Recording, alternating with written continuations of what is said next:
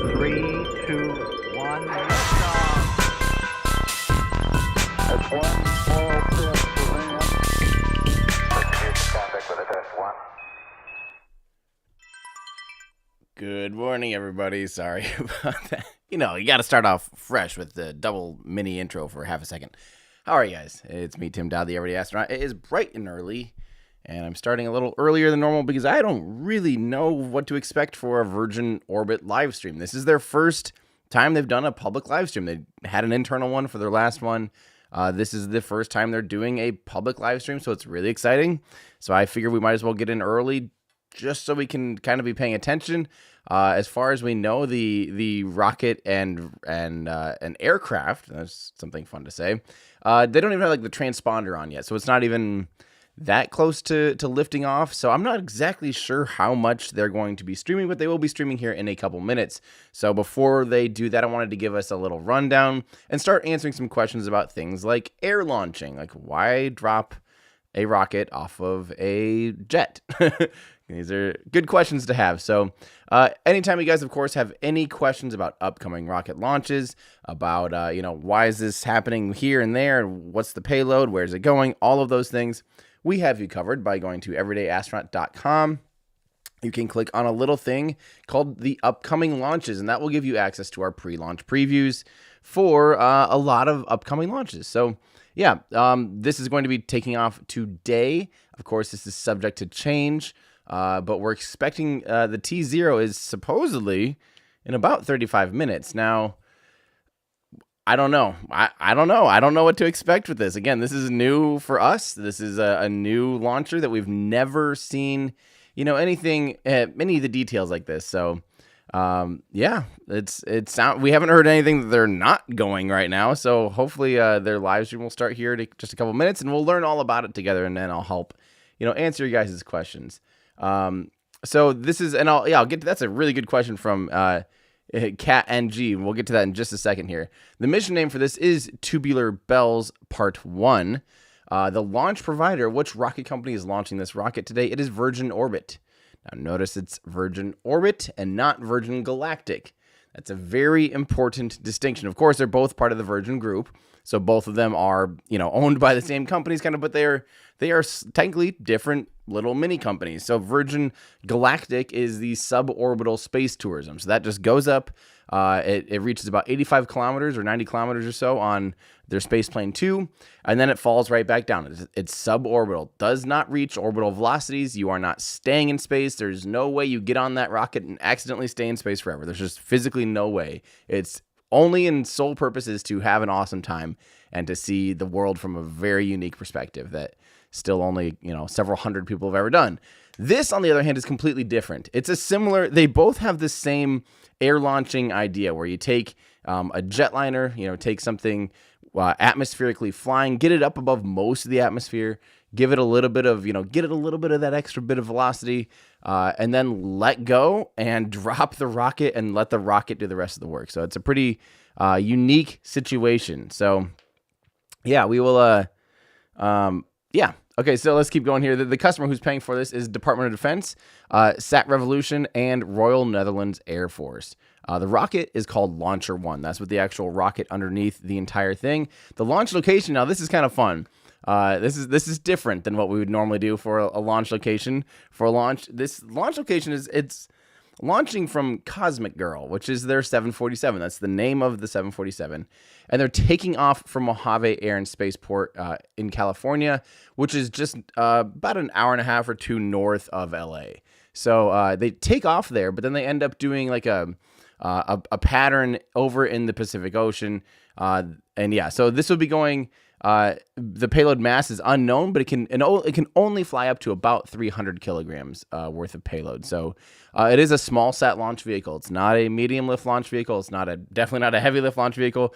A small sat lift or a small lift launch vehicle can launch up to 2,000 kilograms. So this is square in that small lift launch category.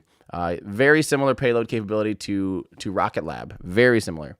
Where are these satellites going? These are going to polar orbit. That's why they're going to be flying out of Mojave, and that's why they'll be flying in the Pacific, and they'll be going north and south in order to get this vehicle into polar orbit.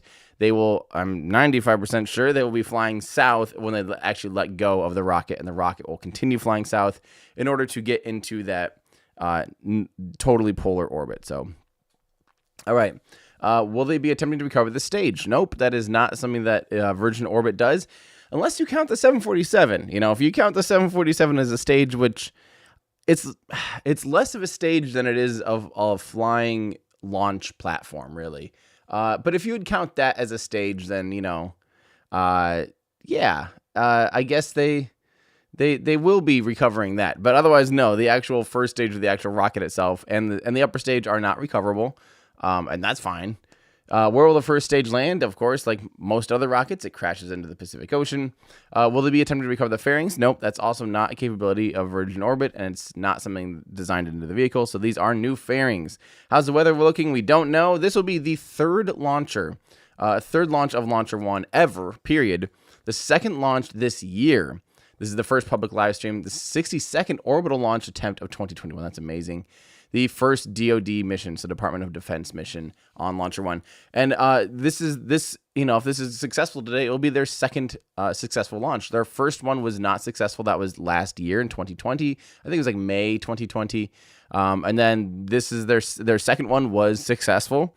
And this is their third one. So if you guys want to know anything more about this rocket, this vehicle, some of the payloads on it, definitely read through our pre-launch preview here, and hopefully you will get a decent amount of information. And one thing to remember here, this is something fun. We had talked about this in that small sat launch vehicle that I had done recently, where we compared a bunch of small lift launch vehicles against each other to kind of give you a sense of, how they all compare. One thing to remember is it might not look very big, this rocket, when it's, on a 747, but I think we don't tend to normally grasp just how big a 747 is. A 747, even compared to like a 737 or any kind of regional jetliner, is huge. So this rocket is also actually quite big. And I also have some good news. I am hearing a little bit of music in the background, so I'm going to start getting ready to pull up their feed. But if you guys have any more questions, again, read through our pre-launch preview here. This one was written by Austin DeSisto, so everyone say thank you to Austin for writing up this thing. All right, let me see if I can't get this figured out here, where the stream is, and we can get it pulled up and we can start watching. They're on track. This is good. This is very good news. That makes me very happy. All right, let me get her pulled up here for you. Actually, I'm also gonna get on our website too. I wanted to show you guys the posts that we had about this. This is another good post to look for. Give me 1 second here. Check out under posts and articles, you will see this one, the king of small sat launchers. And this will give you there's a lot of information here about all the kind of new small sat launchers. This is also, again, like I said, a video that we just put out a little bit ago. But you can learn a lot about some of these rockets, and including kind of an overview of about how they compare to each other. Read through this article as well, and or watch that video, and I think hopefully you will learn something. So, yeah. Oh, I think they're getting at it. Yes, they are. Here we go. So I'll try and answer some of you guys' questions, but don't forget, I will have a few more live streams today.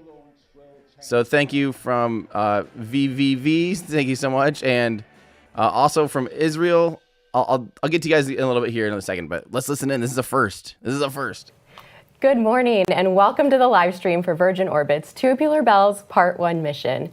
We're here live from our studio in Long Beach, just down the street from our manufacturing headquarters. My name is Ruthie Bush, and I'm a senior environmental health and safety engineer. I manage the environmental compliance programs here in Long Beach, as well as our Mojave test site. And today, I'm one of your live stream co-hosts, along with my colleagues, Pau and Wade. Hi everyone, my name is Pau Pineda, and I'm a propulsion test engineer on our Mojave team. We have a really exciting mission for you all, and we're so grateful that you're able to join us. Today, we'll be launching various payloads to orbit from 3 different customers from 3 different countries around the world. I'm going to go into the details of our launch in a minute, but first, let's introduce our third co-host, Wade. Hi, I'm Wade McElroy, and I'm Chief of Staff at Vox Space, Virgin Orbit's government-facing subsidiary. And today, along with Pal, I'm going to be giving you some of the play-by-play and color commentary as we move through the rest of the mission at Mojave Air and Spaceport. And to bring you up to speed on where we're at there, we have a fully fueled rocket, both LOX and fuel, and we're expecting to have cruise step here soon with an approximate takeoff time of 6:50. So we'll be back for plenty of updates as we move through the mission, but stay tuned and we'll keep you updated. As Wade just mentioned, it's already been a very busy morning up in Mojave. One quick note I want to point out is that this is our third launch now in the world of COVID-19. And as of just a few weeks ago, the California Occupational Safety and Health Administration, or Cal-OSHA, lifted their COVID restrictions in the workplace. The new regulations allow for vaccinated employees to work mask-free if they choose. So when we show views from Mission Control and the Hammerhead, you'll see that our crews are following those new guidelines and regulations. The same is true for our folks here in the studio, where we've all been fully vaccinated. It's great to see the vaccine starting to roll out, and we're hoping that'll allow us to return to normalcy very soon. Fortunately, COVID won't stand in the way of what we hope is a very successful launch today. With that said, we're going to take a quick break now to let you guys check out some of the operations going on at the Hammerhead, but we'll be back soon with more updates on our Tubular Bells Part 1 mission. Stay tuned. 128. We'll leave All right, 130 so until we complete this. a few things that I noticed. It's awesome. How cool is it they have a translator? Because I feel like, obviously being able to do like closed caption or something is just not very realistic in real time. So a translator on screen, very cool. I've never seen that before on a launch live stream. This is our first time being able to see these. So let's kind of dive into some of the stuff that they're showing on screen. So right now what we're seeing, they're actually showing us a little shot of the fueling operations. Now, remember, they actually fuel this rocket up on the ground and then they take off. So they said they're expecting, it shows it, I guess, on the screen here, they're expecting a takeoff in about 15 minutes. So they must fuel that thing up pretty darn quick. And from fuel up to disconnect, and think about all the vehicles they have to clear from the runway here before they take off. I mean, you have all these cryogenic, pumps and all these little things that are connected, and you have, in the fairing, the yellow tubes. A lot of those are like environmental, like literally air conditioning and stuff to keep the payload from having, either moisture or heat or whatever build up in it. It's just basically climate control for the payload. So you can see that there. Yeah, you can see these large, those are basically probably like remote valves. Those are remote systems to be able to load in the RP1, which is basically high-grade kerosene, a little bit higher grade kerosene than the 747 uses even. How cool would it be? I just learned this recently, that the fuel used still in Russia today on almost every Kerolox rocket is just T1. It's base grade kerosene fuel, or it'd be very similar to Jet A fuel like we use here.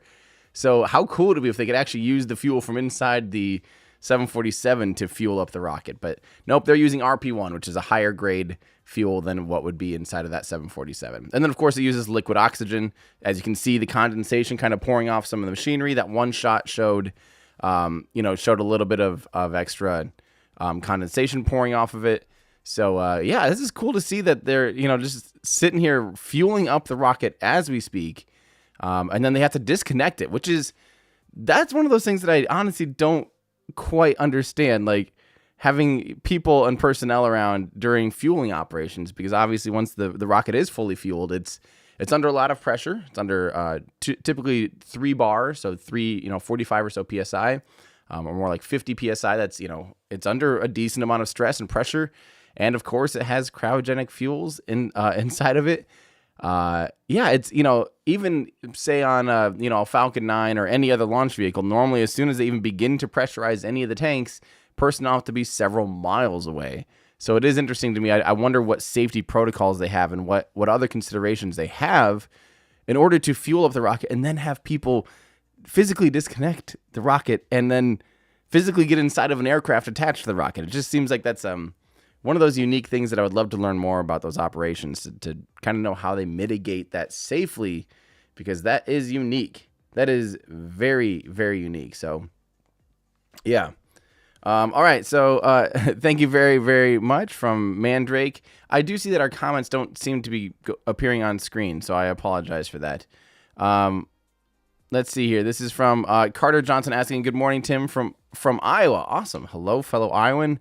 When will Elon realize our great state is the best to launch from?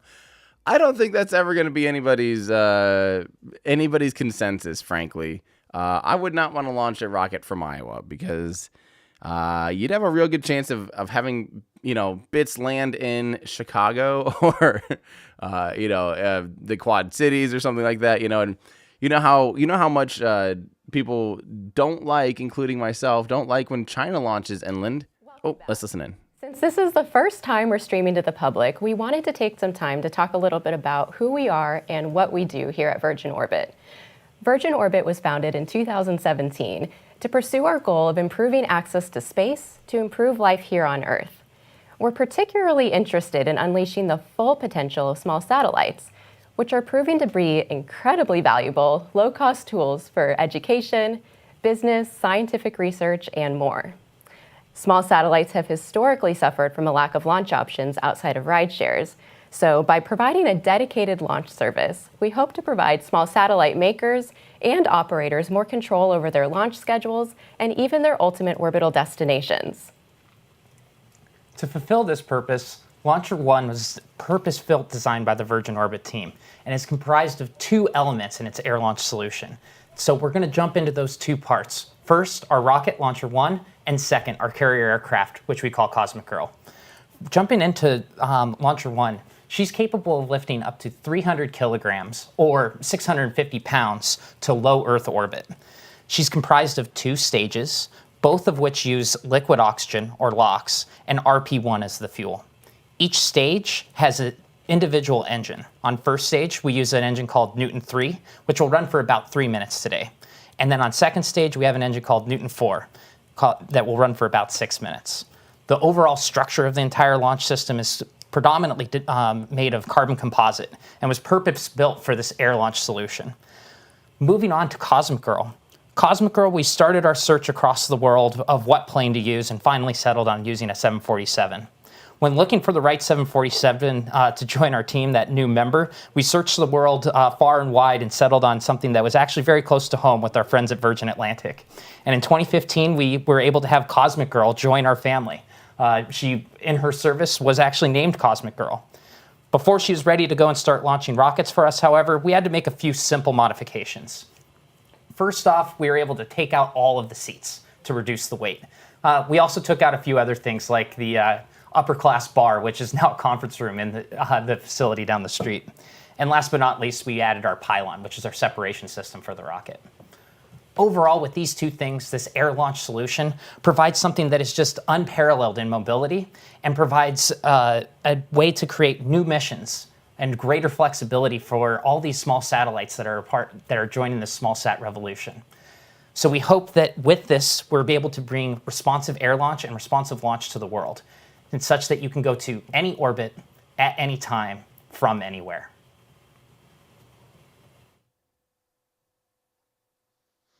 That's cool. So we're still seeing, let's see, to D minus 58 minutes. I'm trying to figure this thing out here. 15 D minus 1. So D is drop. Aha. Okay. I get it. So these are the, so T plus it would be drop minus. So that's interesting. They take off. So it'll take about an hour once they take off to when they actually start dropping the rocket and go for liftoff. So that's good to know. I've not actually ever seen a timeline like this. So that makes sense. You know, they obviously have to fly around a bit. You can't just take off and then immediately launch the rocket. So so it looks like here we're going to be in about, okay, so I need to change my time. So if I have it, hang on, let me see here. So if I have it at 8, is that what I did? Let's see, 18 minutes. Yeah, I have it at 8 o'clock, but what are they saying? They're saying expected takeoff time 8. Okay, so sorry, I'm trying to do the time change here. 8:50 would be drop takeoff time.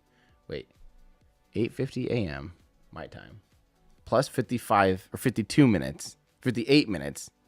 We 9:48. That was a lot harder. I can't think this morning. 9:48. We're gonna fix our clock to approximate. So we have about 2 hours left. Okay, so I think that makes sense. Did I do that right, everyone? Please check my math and make sure. Yeah, unfortunately, we can't increase the quality. They are actually streaming this to us in 720. They don't actually have 1080 options, which is unfortunate. This is as good as it gets. I'm telling you guys got spoiled by our 1080 streams out at Boca Chica and high quality, high bitrate 1080 streams, because it's actually quite hard and difficult to really broadcast with real broadcasting gear at high bitrate, so and high quality. So yeah. Go ahead. Hey, we are good to proceed with step 130 and start boarding the COPV loads. Copy that. Sweet. They're good to go to the next stage. I like that this is their first commercial attempt, and things seem to be going on time. Yeah, their last launch was more or less a test. So it's fun to see that they're actually, wait, look at this. Things are running smoothly. I like that. All right, yeah, and we also get some mission control audio. So far, they're definitely ticking off all of the boxes for me, guys, because we want to hear mission control audio so we know what to expect. We like seeing all this data. We like that the interpreter's awesome. Thanks, LD. I missed. What did launch director say? LC on control room, Alpha and Echo. At this point in time, we're going to be stepping into step 134 of Proc 346. We are going to abort auto 3, 5, 30, and 52. So standing by. Opening auto 3. Abort. Auto 3, S2 cold helium load. Aborting in 3, 2, 1. Auto 3 aborted. Opening auto 5. I like this screen. Opening auto 5. S2 warm GN2 load. Aborting in 3, 2, 1. Confirmed. Whoa. Opening auto 30. This is awesome. This is what Boarding I at want auto 30. S1 cold helium load in 3, 2, 1. Confirmed. And then auto 52 is next. Okay, opening auto 52, S1 warm helium load, aborting in 3, 2, 1. So what they're doing is they're aborting the I think the automatic pressure and the filling and everything of these different things like nitrogen and helium, fuel unlocks and things like that. As they continue, I don't think they're aborting the launch today, right? But I am seeing they're still currently venting the GSC COPV circuits. Once that completes, we'll start the 10-minute hold. Copy that, ground. Understood. Standing by. cool. I love this data. Is amazing. So notice above the rocket, those are temperature gauges. Those are not that's not how full the rocket is. Those are actual temperature gauges. And then the fuel inside the little fuel tanks, that shows you how full the rocket is. So it is fully fueled. That is so cool. I mean, this is insane. Like, this is more data than we've, I think, ever seen from a normal rocket launch. So, at this point in time, S1, S2 prop should be monitoring all tank and COP pressures during a 10-minute wait step and notify LC if any action is required. S1 prop will come. S2 prop will come. Copy, thank you. So this is just my guess is that they actually, once the vehicle is kind of in flight configuration and fully fueled and all that stuff, they seem to probably wait to make sure everything's good to go. You know, as there's some thermal stresses as things kind of warm up and cool down, and you'll hear little, you know, there might be like little boom, bing, pings and pops and stuff, and things like that. You know, they wait for it to kind of settle, make sure the vehicle's in a stable state before they get any crew and personnel back out there. And then the crew can go back out to the rocket, disconnect it, load the plane, and then take off. Now, they're supposed to be taking off in 3 minutes. But that's, oh, no, not in 3 minutes. In an hour and 3 minutes. Okay, that makes a lot more sense. Sorry, I got my time zones mixed up. That makes way more. I'm like, there's no way they're taking off in 3 minutes with all these, everything around. So, my clock is an hour off, someone's saying. No, I don't think so. Our clock is the approximate, it might be off, but the, our clock is set to approximately after takeoff, how long before they actually drop the rocket. So takeoff time and launch time are different. I'm showing you guys the approximate time until they let go of the rocket and they launch it. Yeah. Hopefully that helps you guys. But yeah, that last screen was incredible information overload, basically. I love that. Whenever we get to step 146 or 147 through 150, or actually 149, if you don't mind the rocket team taking that to venting the tanks and setting the appropriate top set points. Copy. I can take that action. Copy that. We'll let you know when to proceed. Copy that. I have the bounds ready. Copy. Thank you. Now, I do want you to notice the actual rocket itself. You can notice in the bottom right picture that the rocket has was fun. It does have some fins on it, and you're going to notice those are going to come in pretty handy because when they actually drop the rocket, you need to make sure that it maintains orientation. And obviously, the engine in that aft end of the rocket is going to be pretty heavy.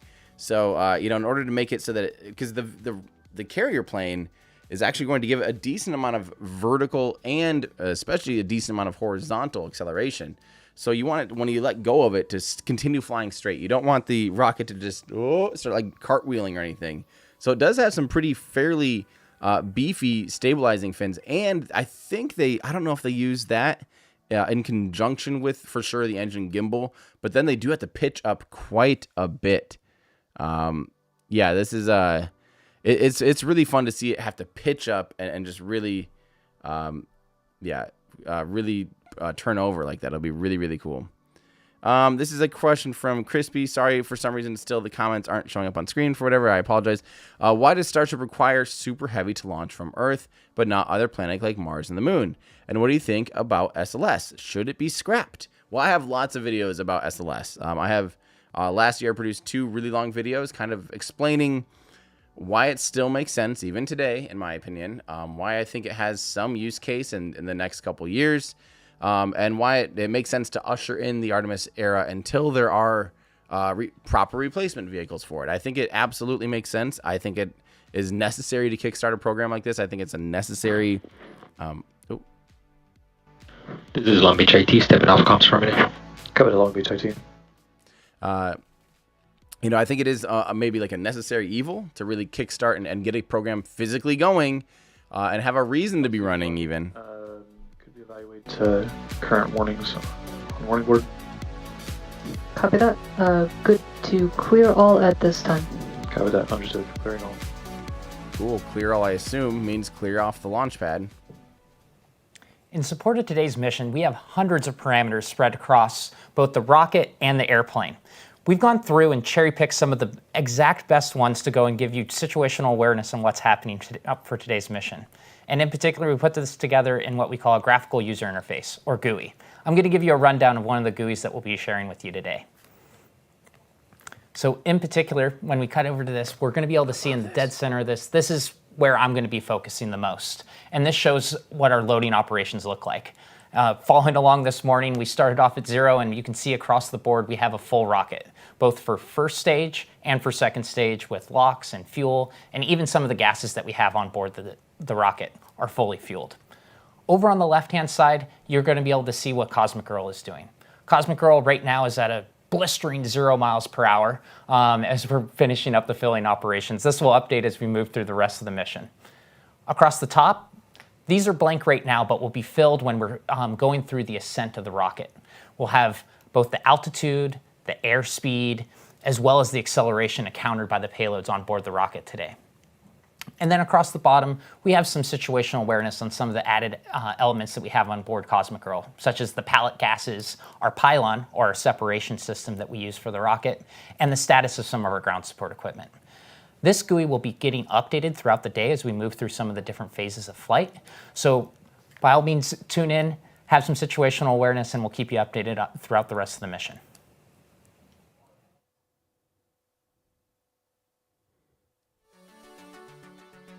Yeah, I absolutely adore this screen. This screen is like just heaven for all of us rocket nerds, just to actually be able to see so much data that they would normally have at the console. I mean, this is nice. How cool would it be actually if they, now here's a Virgin Orbit, if you really want to win over absolutely everyone even more, it would be so cool to have a separate stream of just this. So those of us at home could have this pulled up on one screen and the actual stream pulled up on another screen.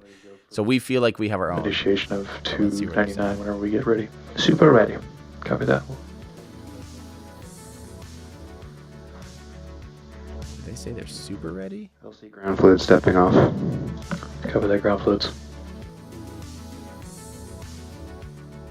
Now, one thing, there's a chance we might not see, there's a small chance we might not see any ground personnel go and remove the equipment, because that actually might be under ITAR restrictions, believe it or not. So that's the International Treaty of Arms and Regulations. So there's a chance that they just might not legally be able to show us people working on the vehicle in real time.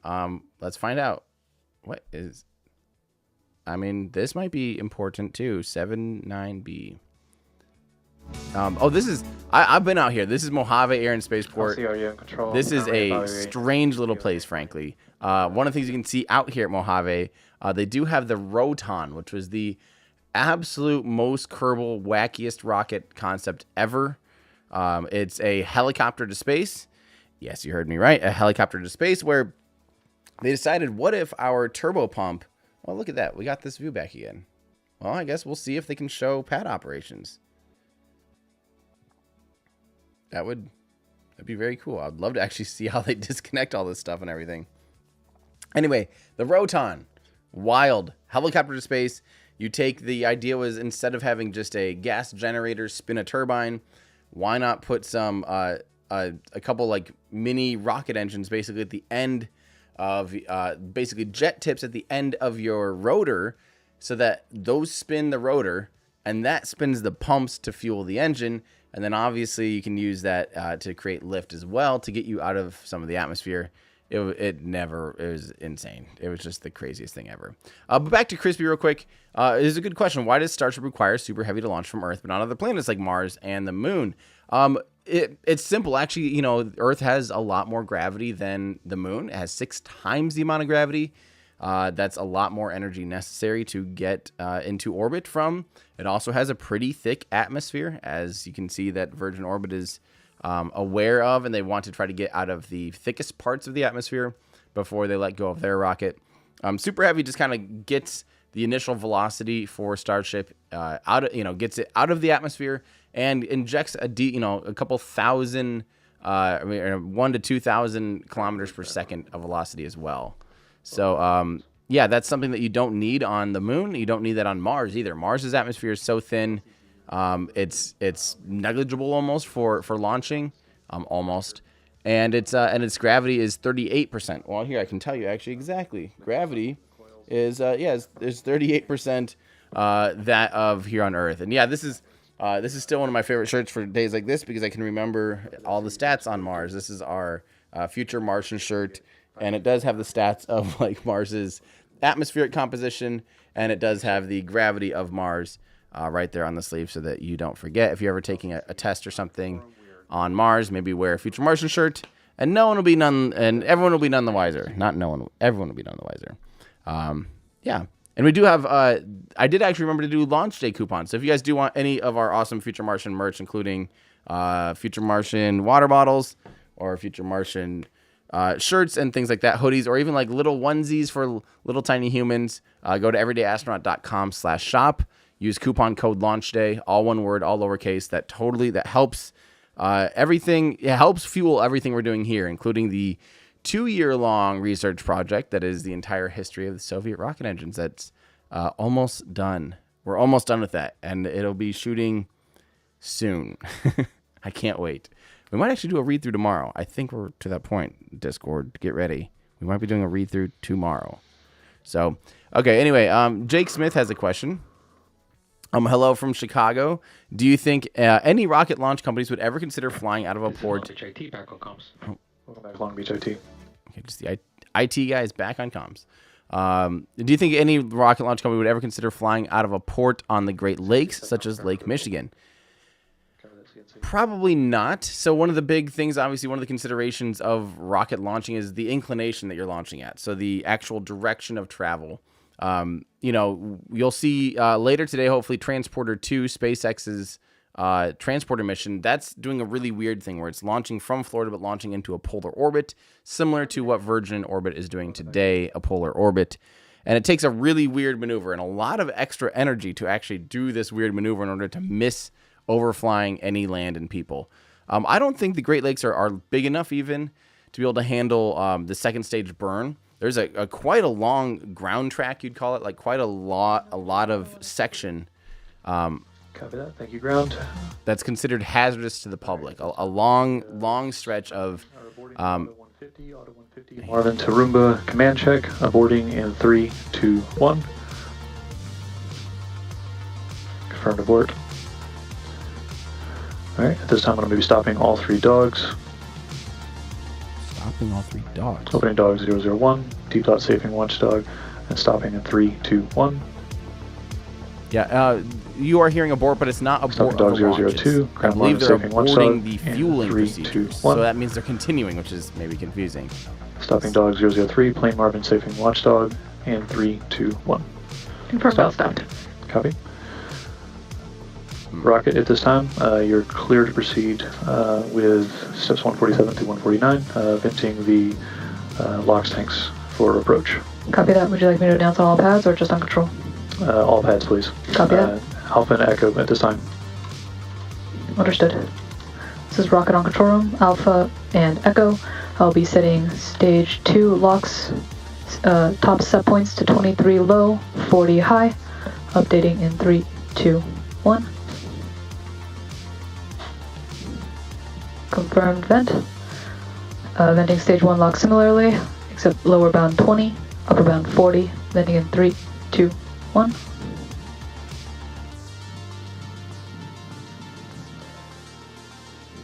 Oh, you can see it venting there. Stage 2's venting is complete, setting upper limit to 50 psi. Stage 1 venting is complete as well, setting upper bound to 53.2.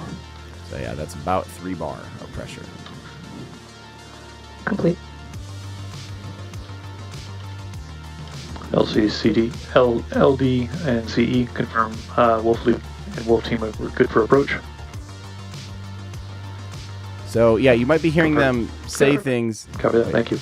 They just said the team's good for approach. That's your plan, confirm. Can I start 299? Confirm, you can start 299. This is LC on control room, Alpha and Echo. At this point in time, the red team is clear for approach to Hammerhead. Sweet.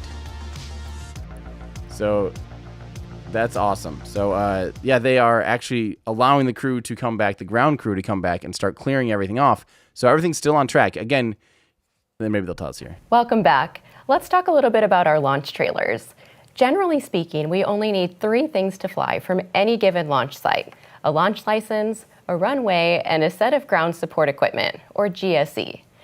Our GSE footprint is actually very small and inexpensive as compared to larger, more traditional launch systems.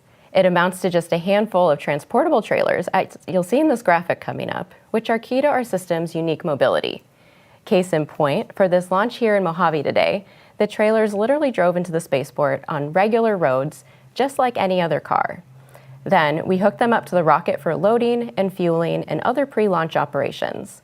The cool thing about this process is that it can be replicated at other launch sites worldwide. Once we cut back to the Hammerhead camera, see if you can figure out what each trailer does. I'm not sure I know which one's the Hammerhead camera though. But I love this stuff. This is top tier, absolute top notch coverage. Confirm Proc 390 has started as well.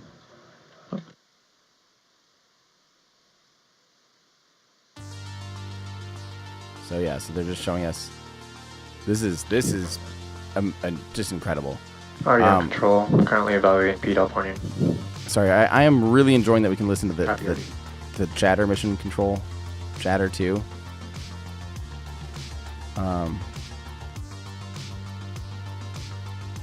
Yeah, so sorry, I will want to, normally I like to just kind of host a little more, but on a new launch like this today, I'm excited to listen in with you guys.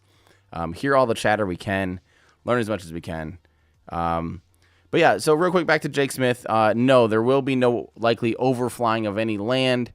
Even from the Great Lakes, I think that the ground track is too long. As they're burning, it'd be too dangerous. At some point, you'd be overflying Canada or Upper Peninsula Michigan or anything. That'd be a very specific. Time to verify that S1 has proper monitoring safe to approach pressures. We're going to leave tops in auto mode, which is a deviation from Proc 401 in step 10, which states put it in manual mode. S1 prop will go. That's prop will go. Copy. Thank you. Okay, so I'm guessing they are. Stop at this time. Like I said, they might not be able to show us the ground. Oh yes, yes. Show us that ground. I want to see this, how this stuff all works. Rocket currently is in manual mode. Alright, at this point in time, could I get the... Oh no, don't tell me they're cutting the audio now though. Okay. To give a quick update from the MCC, the cameras that you've been watching out at the Hammerhead been showing a lot of the filling up of the rocket. They're about to get a lot busier. We're going to have our red team, or what we call internally our wolf pack, go and approach and start disconnecting the rocket, as well as having our flight crew step onto the airplane. So keep a lookout and expect a few more people joining the show today. Okay. That is awesome. Yeah. They're able to show ground crews. That's super cool. I did not know if they'd be able to do that, and here we are. We actually get to watch them disconnect, and this is awesome. I'm loving this. Wow. Okay. Well, I'm going to keep going here, answering some of you guys' questions. So this is from Michael Oliveros. Says, does Virgin Orbit's launch system from a 747 give easier access to higher inclination orbits? That's a very good question. I don't think it necessarily gives you easier access to high inclination orbits. And a high inclination orbit, by the way, everyone, if it's a zero inclination orbit, that would be like... Get you to go close 04 OV3. Almost like, the rings of Saturn. It'd be an orbit directly around the equator. The International Space Station is at 51.6 degrees inclination. So it's a little beyond 45 degrees. Think of it, at a pretty steep angle. But then, a high inclination orbit, is anything kind of like high, like above 45 degrees is considered pretty high. Polar orbit is 90 degrees, basically. 88, 93 even for some. So yeah, those are really high inclination orbits. It doesn't necessarily help too much for polar orbits, but the one thing that it would do that a normal launch pad wouldn't do is it would give a little bit of extra velocity in the direction of your polar orbit. So of course on the on a ground, say you're launching just from Vandenberg Air Force Base, which this rocket will fly almost directly over Vandenberg, which is fun to think about. Those launch pads aren't moving, obviously. So when you launch from Vandenberg and launch south, you are starting with zero velocity in your direction of travel. Now, when you launch from, say, Kennedy Space Center or Guiana Space Center or somewhere, that's launching eastward on an eastward trajectory, you do get a little bit of velocity from the Earth. The Earth can inject about 400, I believe it's about 400 meters per second give you a 400 meter per second boost of velocity. So that's not negligible. That's definitely something you need to account for and get to account for in a fun way. So the good thing about this is that it would actually give a little bit of an extra boost in polar orbits, but it's not like it. The rocket also can do that going eastward too, so it's not really like it benefits more than I don't know. I don't know if I'm making sense, but like basically it can get 300 kilograms to orbit going east. It can't get that much going into a polar orbit, just like every other rocket. So it still takes a penalty. The good thing is that it can get to polar orbits regardless of where the launch is originating from. So that's kind of one of the ideas with this vehicle. It can fly to another country. It can fly somewhere completely differently. It can fly to the customer, pick up and integrate the payload right there on site, and then fly to somewhere where it's safe to launch. Let's take a look back at our most recent and first mission to space, Launch Demo 2. It could not have gone more perfectly. From ground operations to satellite deployment, everything fell into place just as we had planned. I think that every Virgin orbit remembers where they were the day that we successfully made it to space for the first time. I know for myself, I was with my family at the end of the runway and we watched Cosmic Girl take off right over our heads. It was just an incredible moment for me. Wade, where were you during the last launch? So it was the time of COVID. I think that we've all encountered a little bit of that recently, and I was alone watching the launch by myself in a hotel room in Palmdale, California, awaiting my now fiance to come back. She's now today's launch director. So it was a personal experience of being able to go up there during COVID, but it was great to see her face when she got back after the successful launch. Absolutely. COVID made our celebrations just a little bit more difficult than we had hoped, but it was still memorable nonetheless. Yeah. I think the moment that we saw our payload fairing separate and we finally saw our payloads in space, we saw the curvature of the Earth in space, that was the moment that I knew we had, really, really made it. Ruthie, did you have any favorite memorable moments from the last launch? Yeah, I think for me the most memorable moment was seeing the blue skies go to black. And it was just such an incredible moment because that's when we knew LauncherOne had made it to space. Yeah, absolutely. It was such an important day for the whole Virgin Orbit team, but also for the whole industry. It was the first time anybody had air-launched a liquid-fueled orbital-class rocket to space. And on top of that, we were able to deploy 10 different satellites from universities across the United States to their desired orbit. With our system proven out, we're now moving forward towards our ultimate goal of providing flexible and affordable space to countries all around the world. Let's take a minute to watch a quick recap video of our last launch. So you can watch this. This is something that is available online, so you guys can definitely watch this if you want. I've seen this video. We used it for our video about small sat launchers. Again, if you guys need a rundown on this vehicle compared to, say, Rocket Lab or Astra or Firefly, some of these other companies, we did a rundown comparing all of them, all their capabilities, their pros and cons, and all of those things. So definitely give that a watch after this if you guys want to learn more about this particular vehicle and some of the other small lift launch vehicles. But one of the fun things I do want to touch on that it's one of my favorite facts is that where they're dropping the rocket from that pylon, originally underneath kind of that new pylon they built was a pylon already designed for the 747 to be able to carry a spare engine so they could transport engines cross country or around the world. That was already built into the 747. That was one of the reasons they chose the 747, is because it already kind of had some of the structural loads capable of having a large mass tucked underneath its wing there. And the other thing that's obviously good about like a 747 versus some other planes is there is still a lot of parts for 747s. It's a very common airplane. There's a lot of crew that can fix and repair 747s and fly 747s. It's a really interesting trade when you start thinking about all of the options compared to other vehicles. This is so cool. Yes, look at all these views. Oh, this is so cool. I'm blown away already. I love that they're showing us all of this stuff. I really didn't think they'd be doing that. Okay, so this is from Justin Campbell. That says, does LauncherOne have a pilot crew, or is it flown autonomously or remotely? So let's confirm here. LauncherOne is the rocket. The Cosmic Girl is the name of the actual jet. So the jet is not flown autonomously. It is flown with a crew on board. There is going to be a small crew. I believe it's a crew of about 6 to 8. Maybe they'll mention today. I believe there's 3 up in the cockpit and a couple of launch operation operators on board as well. So I think there's like 3 to 6 people, or 6 to 8 if I remember right. I might be wrong there, and again, I hope that they will let us know.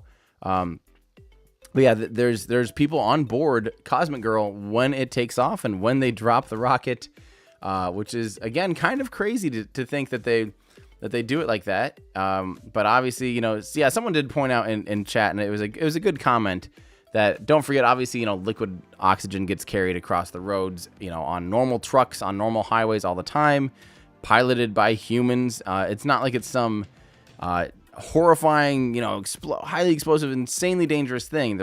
It's very normal to be on normal roadways at all times. So it's not like we're dealing with, do the wrong thing and it's going to be, it's not that scary. But it is just an interesting fact that they fuel up the rocket and the rocket is fully up to flight pressures and flight readiness with the crew basically on board, but not on board the rocket, just on board the jet, which of course is attached to it. So this is a good question from Java Man saying, this is very cool and I love it, but wouldn't it be simpler and cheaper to just put a booster under the rocket and launch it from the ground? SMA control room, we're handing That's off SMA1 to SMA2, and the Valha thing looks okay now. I think they said something looks okay. Cover the SMA. Wouldn't it be simpler and cheaper to just put the booster under the rocket and launch it from the ground? That's definitely the argument. That's 100%. That's 100% a concern, and that's why I think it's not traditionally done. Is you have to basically charter a 747 jet every time you want to fly, and that's there's obviously some pros. But you look at it compared to what's easier. Look at what Rocket Lab is doing. Rocket Lab's a similar class vehicle. They actually have almost the exact same payload capabilities. And, you could either say, hey, let's make this first stage 15% larger to be able to get the same velocity out of it as the jet would, or we fly a jet, And there's obviously some trades and some pros and cons, and I'm excited that a company is able to close those. But for me, obviously, at the end of the day, it all does come down to price. They're selling their services for about $12 million, whereas Rocket Lab is doing a similar service for about $8 million. So, I hope that helps explain that. Yeah, I think it's really cool. I hope that they can maybe bring the launch cost down, but you do have some pretty high fixed costs associated with this. But they also have some unique capabilities that literally no other launch company can do. Like I said, flying to the customer in a foreign country even and launching from there. That's very, very cool. This is Do you want comms on control room? Sorry, we're maybe that's what's wrong. Hold up. That's weird. What is going on here? Sorry, our chat is not working as usual today. Anyway, the question was how from Sanyev saying, how can Starship belly flop in Mars's thin atmosphere? How will it slow down enough? Well, it obviously can't slow down as much as the atmosphere on Earth when you only have 1%. But don't forget, in Earth too, the rocket, even like a space shuttle or any other vehicle, actually does most of the deceleration that you see in the very, very upper atmosphere, where it's very thin. Because it's not necessarily about how thick the atmosphere is. It's the atmosphere being thick is relative. If you're coming at interplanetary velocities and hitting a thin atmosphere, you're going so fast that it's going to compress a lot of air, a lot of atmosphere in front of your vehicle, and that's going to slow you down. So no matter what, just because you're going so fast. Now the difference is, because it's so thin, your terminal velocity, your final velocity approaching the planet will be a lot higher, because it won't continue once you're going slow. It won't continue to slow you down as much. Now, it's very advantageous still to use the atmosphere to aerobrake and to get into your initial parking orbit, and or to slow down enough to actually be able to to begin your landing burn and things like that. So the thin atmosphere it helps to get the vehicle slowed down, even approaching Mars, but it doesn't help as much when you're actually getting ready for landing burn and things like that. So you just have to have a little bit of extra fuel. There's just a little bit of extra Delta V considerations for the final landing. All right. Sounds good. Thank you very much, Discord. I appreciate, and mods, for your help. All right. This is from Space Nerd. Says, sorry, not related to Virgin Orbit. If Starship is on a crewed mission to Mars and one of the tanks failed like Apollo 13,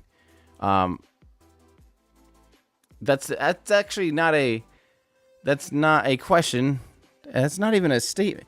If Starship is on a manned crewed mission to Mars and one of the tanks fail like Apollo 13, ...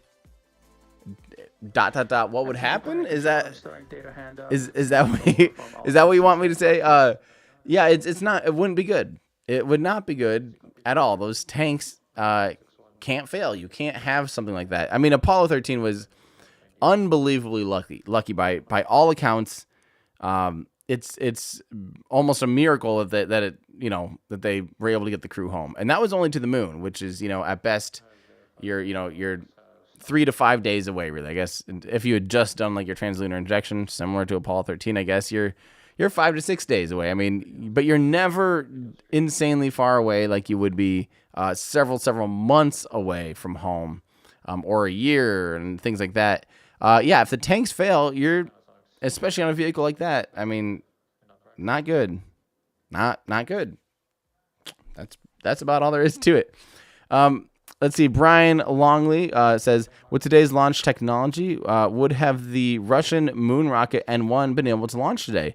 Oh, I without question. I don't think it would have taken today's technology. I think the N1 would have been successful if two things had happened. One, Korolev, or Korelyov, sorry. I will learn how to say that before I do this video. If he hadn't died in the middle of the development and in the middle of the actual getting ready of the vehicle, I think the program would have run a lot smoother. And also, if they would have had more money and time to just figure it out, I think they were making some good progress. The NK-15s on the N1 were not very reliable yet. They weren't very they were developmental engines. The NK-33, which spawned from the NK-15, ended up being quite formidable engine. A really, really good engine. Obviously, it failed on a Antares launch, but we don't want to talk about that. It was a very good engine, and I think they would have easily been able to figure out the N1 with only a few more launches.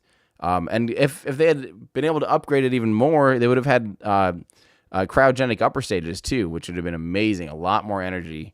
So yeah, I don't think it would have even taken today's launches or today's technology. I think they could have figured out the N1 all on their own with even back then. Brian Longley says, oh wait, that was Brian Longley's thing. Let's see here. This is from Space Science. Says, hi at Everyday Astronaut. Which is better, air launching or sea launching? I'll rarely say something is actually just definitively better than something else, because there's always going to be a pro and a con. There's going to be some kind of benefit that one has that the other doesn't. Air launching makes a lot of sense for a lot of reasons. On paper, when it comes down to the end of the day, it might not always agree with the idea. It might end up being really expensive. This is about as large of a rocket as you can fly with a 747. Cosmic Girl is piloted by our chief test pilot, Kelly Latimer, and our chief pilot, Eric Bippert. We also have 2 launch engineers on board, Jason Panzerino and Bryce Schaefer. Let's quickly recap what our flight profile looks like so you know what to expect once Cosmic Girl takes off. Let's take a look at a GUI. After departing Mojave, Cosmic Girl will fly southwest to our drop point, which is about 50 miles south of the Channel Islands. Land. Once we reach the drop point, we'll enter into a loop that we call the racetrack as we wait for final goes and no-goes. During those go and no-go polls, our console operators will be double-checking the health and status of the entire system tip to tail. Cosmic Girl's first lap around the racetrack is just a cold pass, giving us an opportunity to verify winds are good and that we have a strong S-band connection for telemetry. This is also when our Autonomous Flight Safety System, or AFSS, will confirm that we have the right conditions to send LauncherOne into orbit. After that, we'll commit to our terminal count autosequence, which lasts about 15 minutes. After terminal count, LauncherOne enters drop ready mode and is totally autonomous. As we pass the drop point again, Kelly will pull Cosmic Girl up into a pretty sharp pitch angle, about 30 degrees, to point LauncherOne skyward before she manually releases the rocket. You'll know she's dropping the rocket when you hear her say, release, release, release. After release, the rocket falls for about 5 seconds before the main engine, Newton 3, starts up and accelerates the rocket through the upper atmosphere. Anyone who's watched a rocket launch before knows what happens next. The first stage will detach after it runs out of fuel, and then the upper stage engine, Newton 4, on our rocket, will ignite to complete the last bit of the journey to orbit. This is the first time Chief Pilot Eric is helming Cosmic Girl since joining the team last year. Let's watch a short video to get to know him. Yeah, let's listen to this still. Yeah, my name is Eric Bippert, and I was recently hired as the new chief test pilot. I learned to fly and got my private pilot's license at the age of 18. And then after college, I commissioned into the Air Force and went to pilot training. I did pretty well in pilot training. I was able to get my first pick of flying C-17s to Charleston, South Carolina. And while there, September 11th hit, and I ended up flying a lot of the initial combat airlift operations into Afghanistan and later Iraq. After that, I became a instructor pilot at the C-17 schoolhouse, and there I instructed literally hundreds of students how to fly the C-17, and I found that to be really rewarding. After that, I went to Air Force Test Pilot School, and I ended up spending the last 10 years of my career all at Edwards Air Force Base. I'm also no stranger to dropping very large and heavy objects out of airplanes. I've airdropped everything from the Orion space capsule to a record 85,000 pound airdrop of a NASA Ares rocket to even a live ballistic missile. Overall, I've flown 49 different aircraft, and Cosmic Girl is going to be my 50th. So I think that's going to be a pretty cool milestone for me. I mean, launching rockets into space, I don't think I can say that without having a little smile on my face. And really, in addition to that, the team here is awesome, and I really believe in what we're doing, across the full gamut of, small satellites to, benefit science and education and, connectivity, national security. The list really goes on and on. This is the kind of job where I'm going to be able to walk home every day with a smile on my face.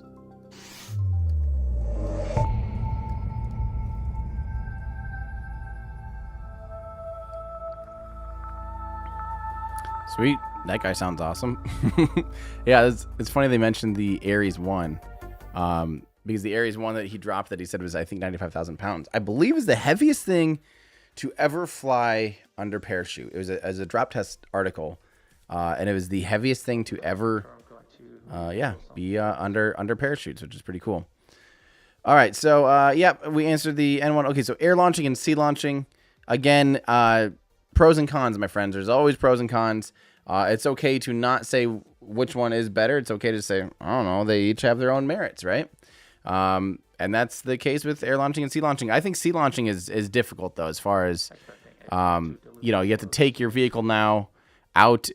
Imagine if you have a launch pad, let's say Starship, right? Where Starship is currently at Boca Chica. Look at how often crews are going back and forth between, the safe zone, back at the site, and then going out to the pad to fix something. Now, that's not, once you have a well-oiled machine, hopefully that's not nearly as necessary, but it is still a thing that happens often. We still have crew having to go back and forth, loading fuel, doing all these things that are, it's an operation, and going out back and forth at sea just might be difficult. You might have rough sea conditions, and all of a sudden now today we can't launch because we couldn't get the fuel on board because we can't have a shipping vessel out there in huge swells or whatever. There's definitely considerations with sea launching, and there's a reason it's not always done, but it does get you away from a lot of population and things like that, so that's not a bad thing. Let's see, this is from Simon Van, this is from Man M says, Tim, could LauncherOne send payloads to the ISS?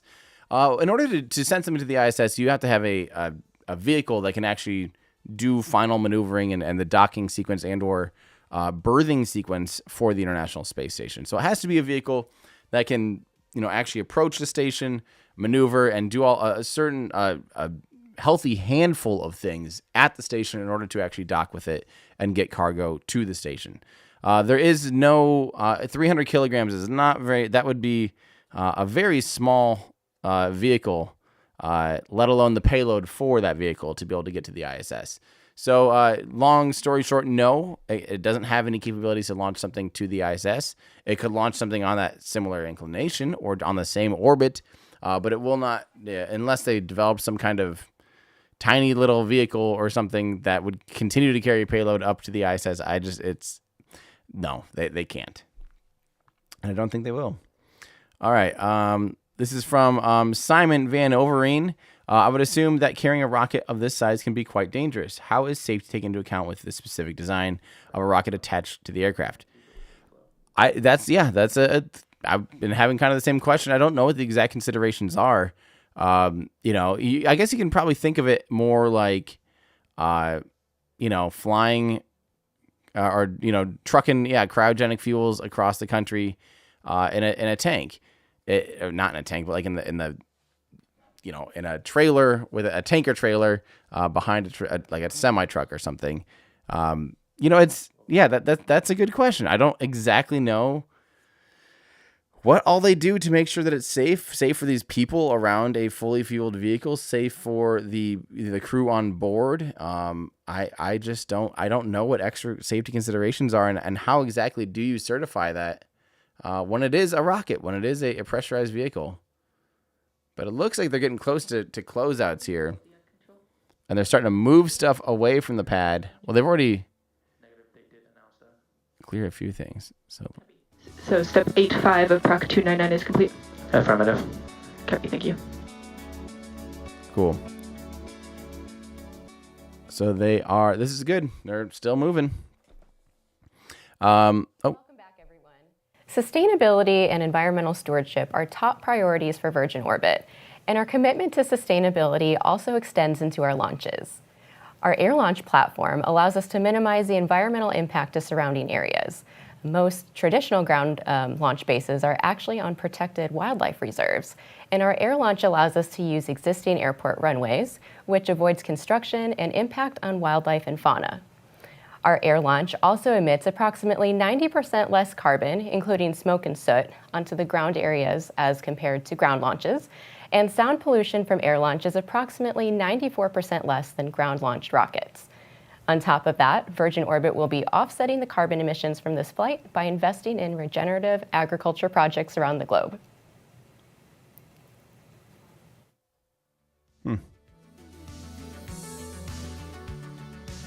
Yeah, I would. I'm not sure.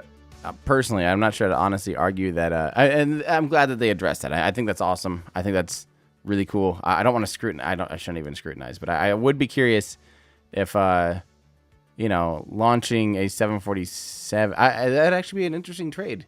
The 747. How much fuel will it burn? Because it really doesn't matter. Ground soot. That's no big deal. We don't care about soot and carbon on the ground. That's a good thing. But soot in the atmosphere is where we get into a problem. That's obviously where you start changing the chemical composition of the atmosphere and increase its ability to trap heat by adding carbon. That's the whole chemical issue there. That's the simple basis of it. And that's, yeah. So I am kind of curious, does the 747 produce more carbon to get to X altitude with X velocity after flying for 58 minutes, was it? I would actually imagine that it burns a relatively similar amount of kerosene by that point. But the good thing is a 747, any jetliner is much more efficient with burning fuel. Just so you guys know, as compared to a rocket as far as energy efficiency is very high as far as turning the chemical propulsion, chemical bonds into propulsion is very efficient. That process is very efficient, but there's nothing like, you're almost cheating when you're using the atmosphere with a turbo prop and a fan blade like that, because you're using the air itself as a reaction mass out of the back of the engine. So you'll get 8,000 seconds of specific impulse, 10 times the efficiency from a jet engine compared to a rocket engine, because they can use the atmosphere to not only be the oxidizer for the engine, but also as a reaction mass for the engine. And that is huge. All right, so this is from Everyday Space Nerd. Could Ingenuity fly over Opportunity and dust off its solar panels?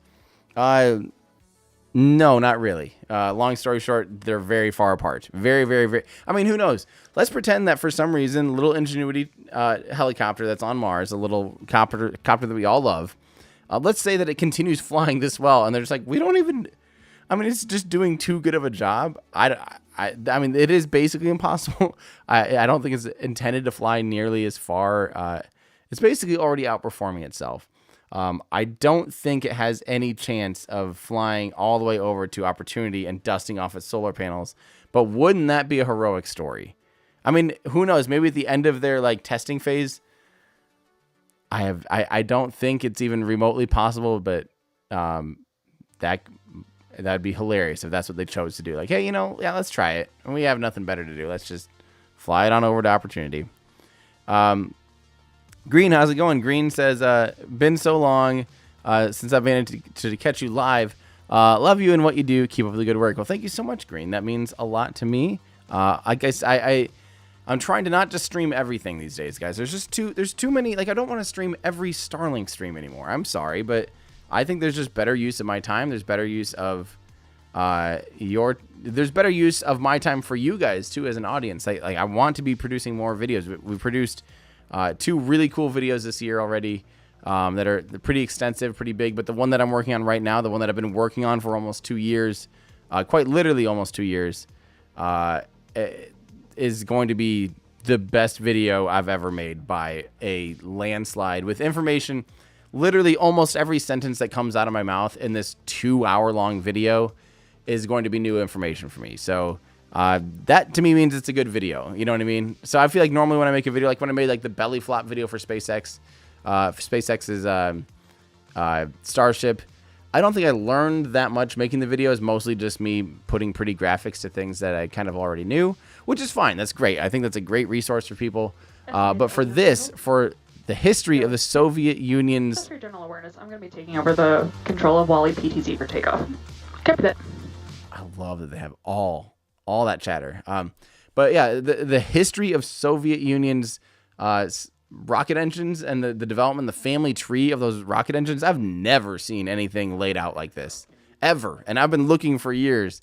So, I mean, just to be able to go through and have a whole storyline together for you guys, compiled for you guys to be able to hopefully learn as much as I've learned. It's gonna be hard. You're gonna have to watch this video like 5 times, I think, to really comprehend some of the stuff, because it's just not. It's gonna be like 2 hours straight of me telling you the craziest story of some of the most incredible engines ever made.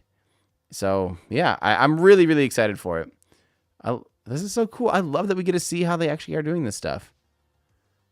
So they're moving forward. Obviously, if they're disconnecting literally the air conditioning for the fairing up there to make sure, again, the payload is there's probably some other things, electrical connections and what have you, but there's quite literally climate control flowing through that pipe. Go for estimate on control. Confirming your go for takeoff. Affirm. Copy. They're moving forward. Again, they're looking to take off here in about 15 minutes. So in 15 minutes, they have to clear everything else from the pad. I still see those large cryogenic trailers and stuff. It'll be really interesting to see them move all of that out that quickly. That's pretty amazing. So yeah, again, thanks for those of you that are excited to see me streaming again. But streaming is really not what I intend to do most of the time. I really want to be focusing on high quality videos. I have a whole list of videos. I have a whole nother list of videos that oh my word, just doing this the Soviet engine video like this, I have learned so many cool facts about so many little things. And I would love to just go down every rabbit hole in this video, but there's literally probably another 15 videos I could make that are going to spawn from this video just because I learned so many cool little things. So I'm really, really excited about that. This is going to be a long video to make. We're going to, after I shoot it, which will take me probably 2 days of shooting, it'll probably be 2 6-hour sessions, I think, to be able to shoot the dialogue for this video. It's going to be quite a crazy thing. But so after that, it's going to be a long time editing. There's going to be probably a month or 2 of editing too. So it's crazy. Now let's see them. They're off to the races here to see how much they can clear all the stuff out of here. This is going to be crazy. From Matt T. Honica says, pointy end, flamey end, check. Yeah, this will be pointy end sideways, flamey end sideways. It's following the Starship model at some point. Starship at some point has to change its orientation. Yeah, this is gonna be fun. I'm again just so pleased that they're actually streaming this for us, and they're doing an awesome job too. But yeah. Thank you very much. Vedant says, love your content. I appreciate that. All right, so this is from Ryan Tran. By the way, guys, we're reading just like any comment from you guys. These aren't all super chats where the mods are pulling in great questions from you guys in the normal chat. So just ask good questions. If we see it, we'll answer the questions. Yeah, hopefully it helps you guys get excited about stuff or figure out a question you've maybe always had. So this is from Ryan Tran. Why is spaceflight so expensive other than just fuel?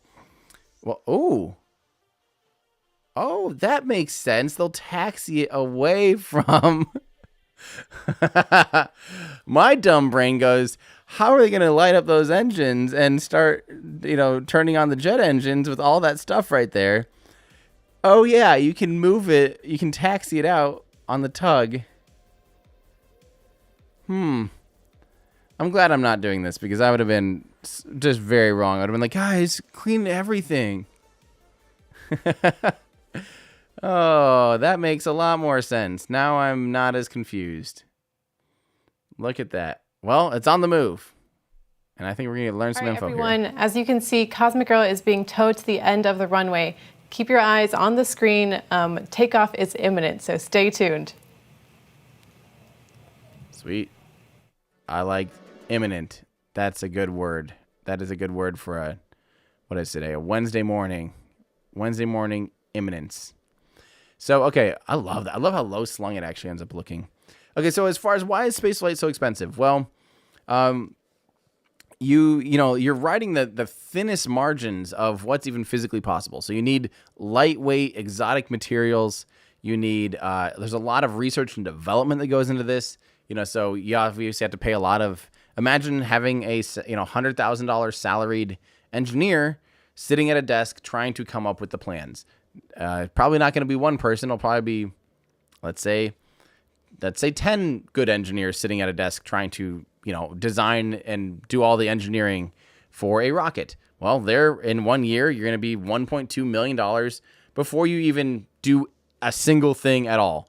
And that's very conservative. So now let's say you have a team of 100 engineers working on all of the things, including ground support systems and ground fuel and all of the even the not engineer people. You have people working on regulations and procedures, and you have people working on live streams, and you have people working on HR, and you have people working on all these things. And, let's say that you have a $10 million cost your first year of operation, not even operations. You have a lot of just costs incurred and just hiring people and having people do the work that they have to do to make a rocket in the first place.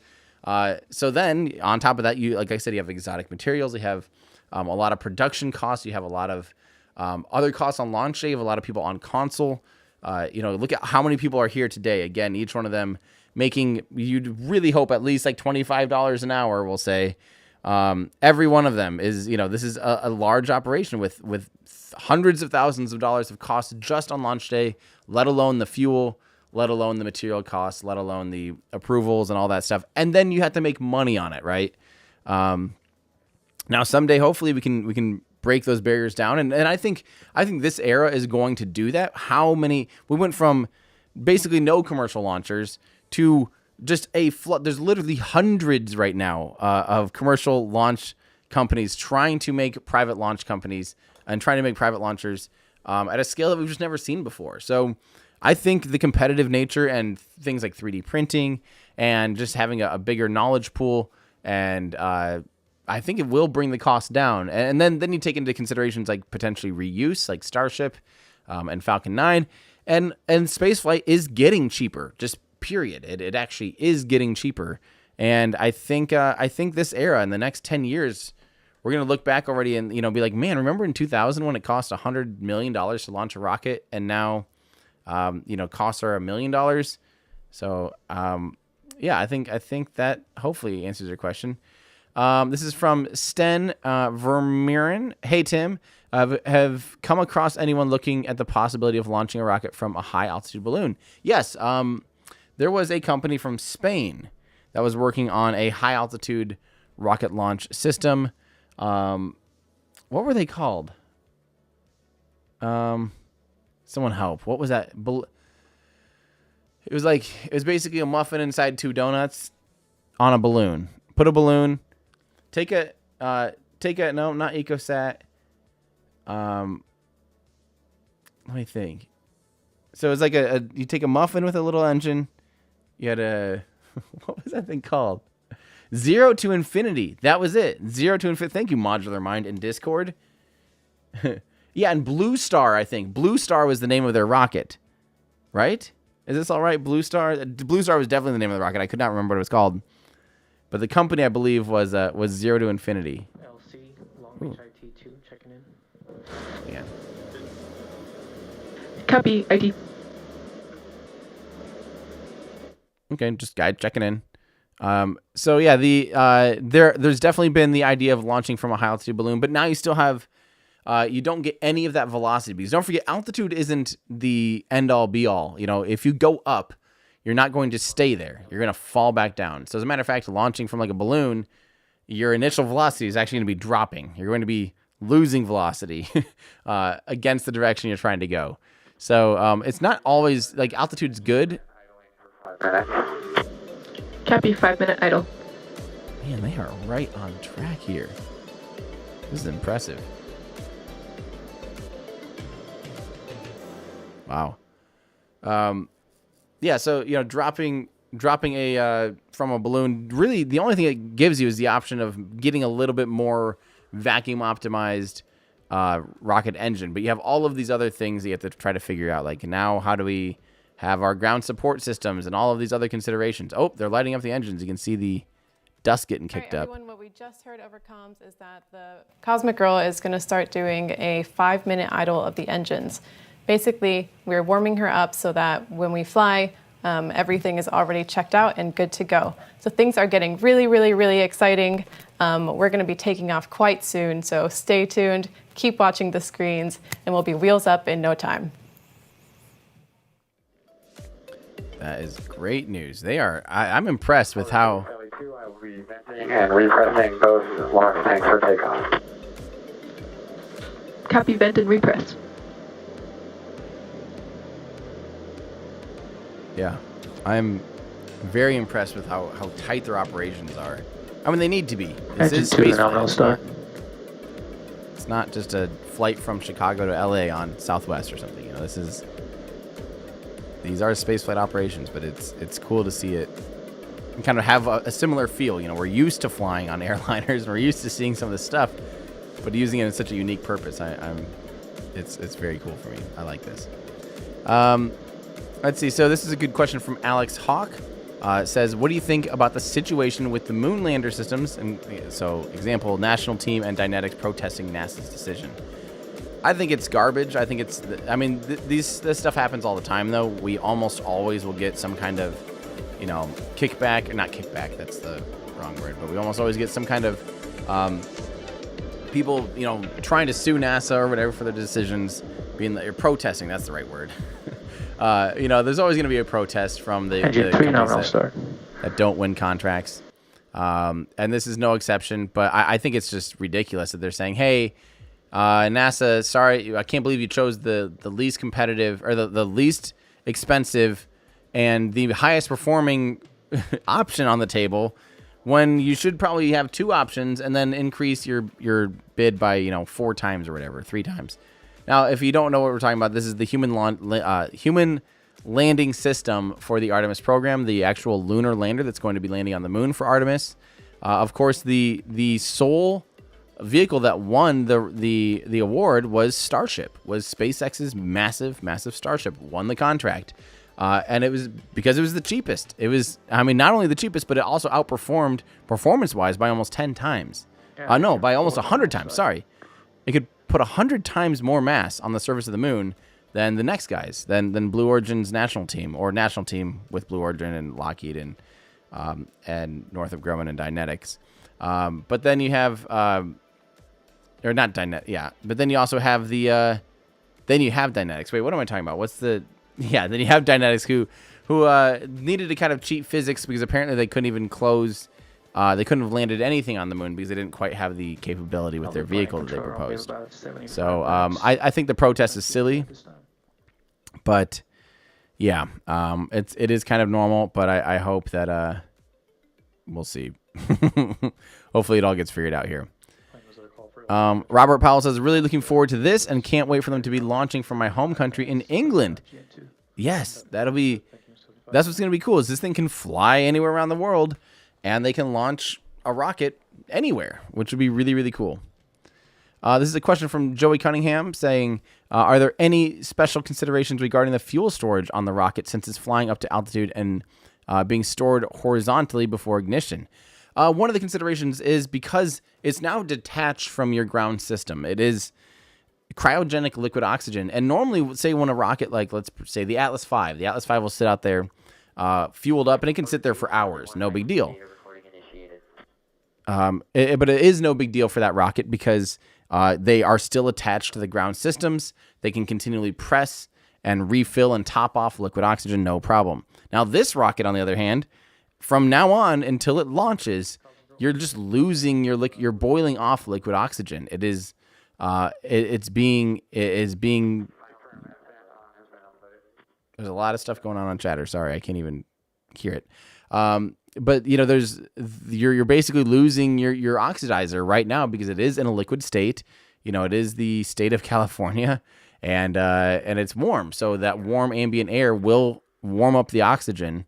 I wouldn't be surprised. How cool would it be if they actually had like a recondenser or something on board into the pylon? I don't think they do, but there is some extra thermal considerations on this rocket in order to make it so all the propellant doesn't boil off before they actually need to use it. So, yeah, that's a good question. This is from Dougal on chat saying, how different is this from the Pegasus rocket from long ago?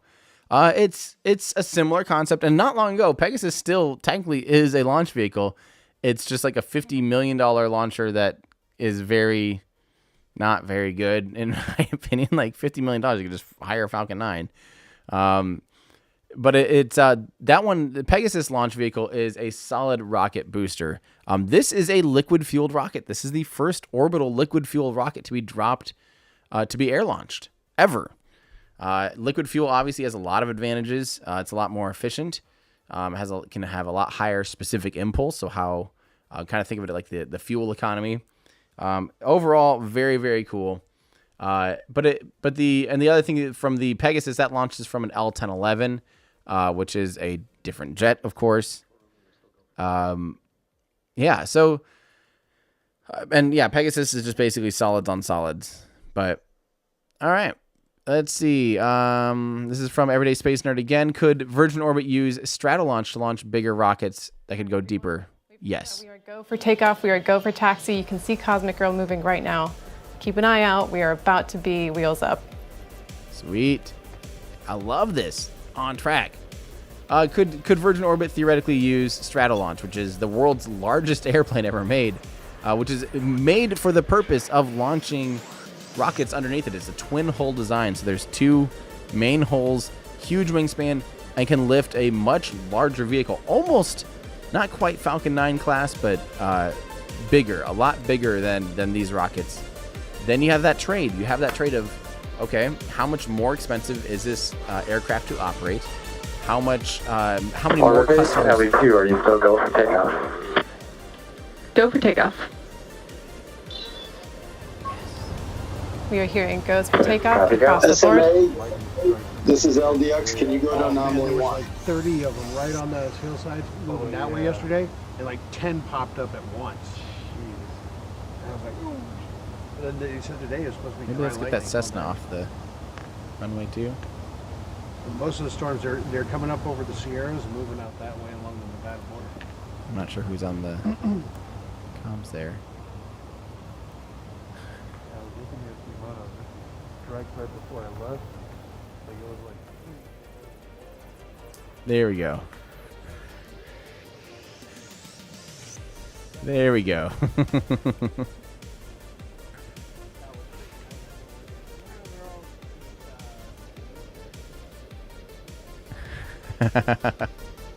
That is a new type of wayward plane. That was awesome. Normally, you know, planes in the exclusion zone, but that was awesome. All right, let's see this baby go. Although it looks like it's still just taxiing. I'm guessing they're turning onto the main runway. That makes sense. You mean they're not going to take off from the taxi lane there?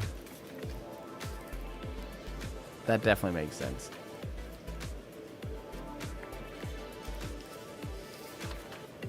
This is, yeah.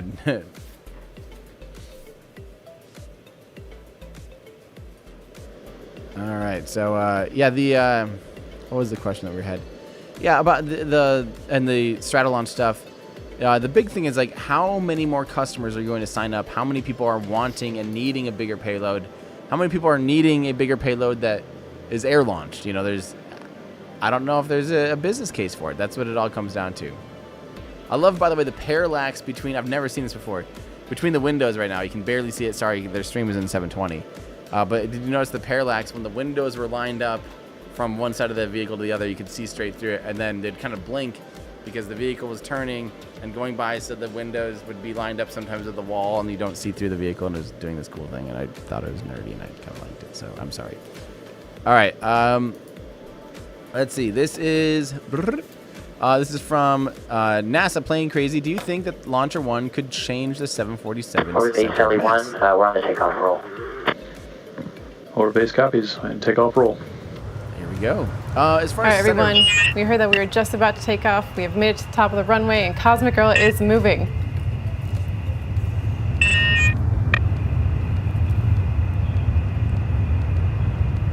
That's pretty awesome. That is a big jet. Lots of excitement here. Here goes Cosmic Girl. And yes, we are wheels up.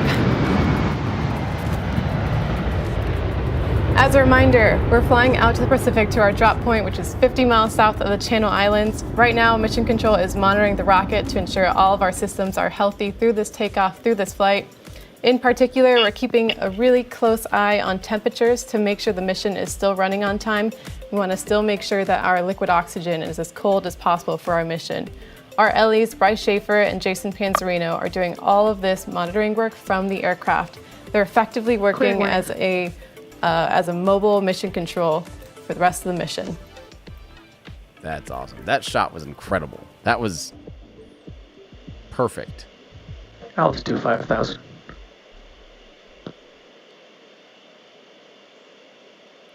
Wow. Yeah, they were about 2 or 3 minutes behind their expected takeoff time. So we'll see if that changes. LE2 S-band transmitter is active. Confirm when locks acquired. Order base copies. We'll confirm when S-band locks have been acquired. Radiohead, this is LD on control. Radiohead. Go ahead, LD for Radiohead. S-band is active from LauncherOne. Please confirm lock when you have it. Mojave has frame lock and target lock. Good signal at Mojave. Cosmic Girl, orbit base. We have confirmed good S-band lock for Mojave. So just making sure the rocket is communicating. Confirmed good S-band launch Mojave. Making sure the rocket is communicating with the ground tracking stations. The ground stations. That's important.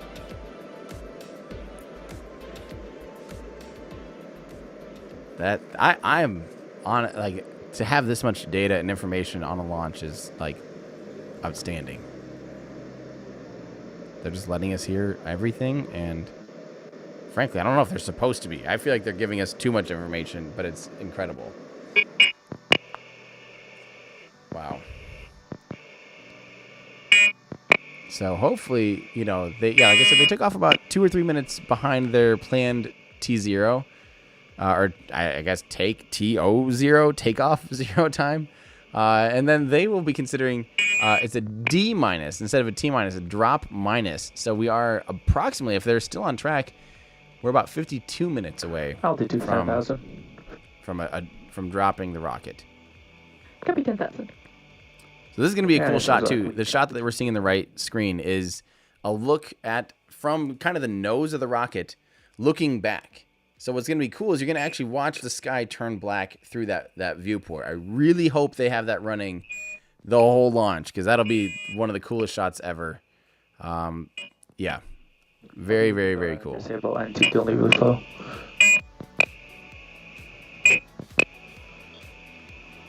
Copy disabling.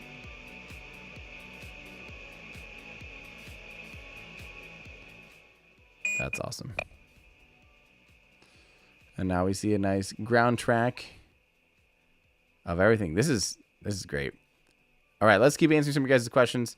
Okay, so this is from Yeah, so about the 747 center of mass. As far as center of mass, center of lift, likely, front to back, your actual pitch center of mass likely isn't too affected. Of course, you have a little bit of... You do have a little bit of extra mass over the left wing, underneath the left wing, of course. And they counter that. They can probably trim that out, though, just using, being able to fly straight. But, it affects the center of mass, of course. But it's still all well within the operational range of the vehicle. Go ahead. But, all right. We're seeing normal expected dropouts in the turn, but when we have data, it's much cleaner and better than we saw the last 2 times when we were on it. Again, I'm not sure they're supposed to be giving us all this information.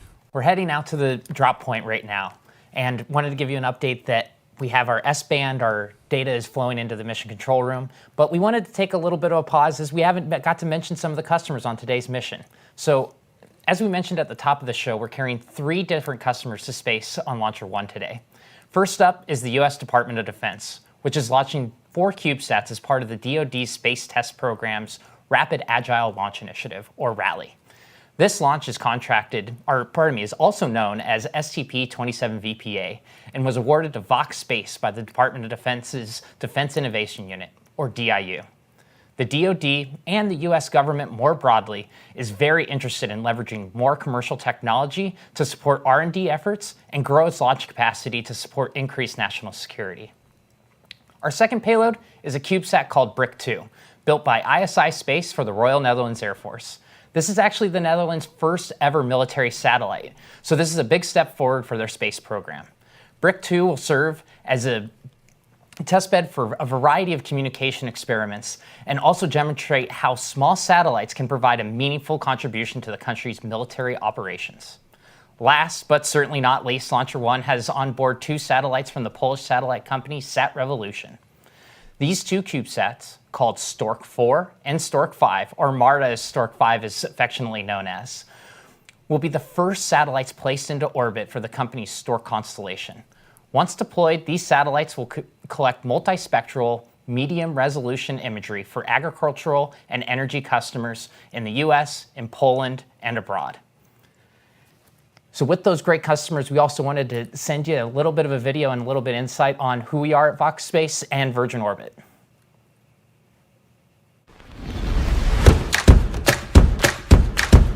So, like I said, again, I think you can see these videos online anytime. To answer a few more questions, actually in Discord, there's a good discussion. Again, I want to remind you guys, don't think of this as replacing the booster. The 747 is not replacing a booster of a normal rocket. It's not replacing the first stage. It's assisting the first stage a little bit. It's almost more, like I said, it's almost more fair to think of it more like a flying launch pad than it is a booster stage. Yes, it gives it a little bit of advantage with a little bit of velocity in the direction of travel. That's good. But we're only talking about, maybe 500 miles an hour. So 800 kilometers an hour out of 28,000 kilometers an hour. That's not a lot. We're only talking a small percentage there of velocity in the direction of travel. And of course, you're getting above some of the atmosphere, so you can use slightly more vacuum optimized engine for the first stage of the rocket. So really, it's still a 2-stage rocket. It still has a first stage or a main booster and an upper stage, but it's just carried to location via a 747. And again, it can use a slightly more expanded upper stage engine or first stage engine. It can use a slightly, in theory, it's probably a slightly smaller rocket. But again, you have all these extra considerations. This rocket needs to have, like we talked about, a lot more, insulation on it. And, at the end of the day, it's all a trade. Is the trade worth it? The general consensus traditionally has been no, which is why we don't see this very often. But Virgin Orbit feels like this is the way for them to have a business case and do some things that other vehicles can't do. All right, so let's see. This is from Andrea Porter had asked, with so many Mars missions stopped due to dust on the solar panels, are there any projects in the pipeline to use compressed gas from Mars's atmosphere to clean solar panels? It's ended some missions, but that's like years and years and years and years and years after the mission was technically over already. You can think about, of course, Opportunity famously survived like, what was it? I don't even remember anymore. 15 years longer or whatever. I mean, it lasted so much longer than its 9-month plan. Like, it was planned mission was only 9 months. At some point, you're just paying people salaries to just sit there and kind of watch a robot do some science that's now outdated science instruments. So there's a reason for a lifespan on vehicles. You do have to pay staff to keep them running.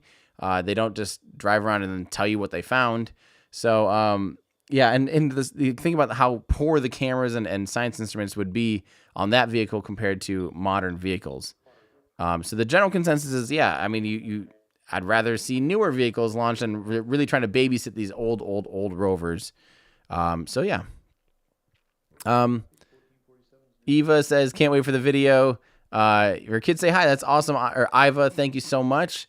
Yeah, I cannot wait to be able to finish and shoot and edit and spend probably the rest of summer working on the Soviet rocket engine video. It's going to be a magnus opus of sorts, and I really hope you guys like it as much as I do, because I've learned, again, for me, the videos that I like best that I've made are ones that I have learned the most, and I have learned more making this video than I have learned making, I'd say, literally probably almost all other videos combined, if I'm being honest.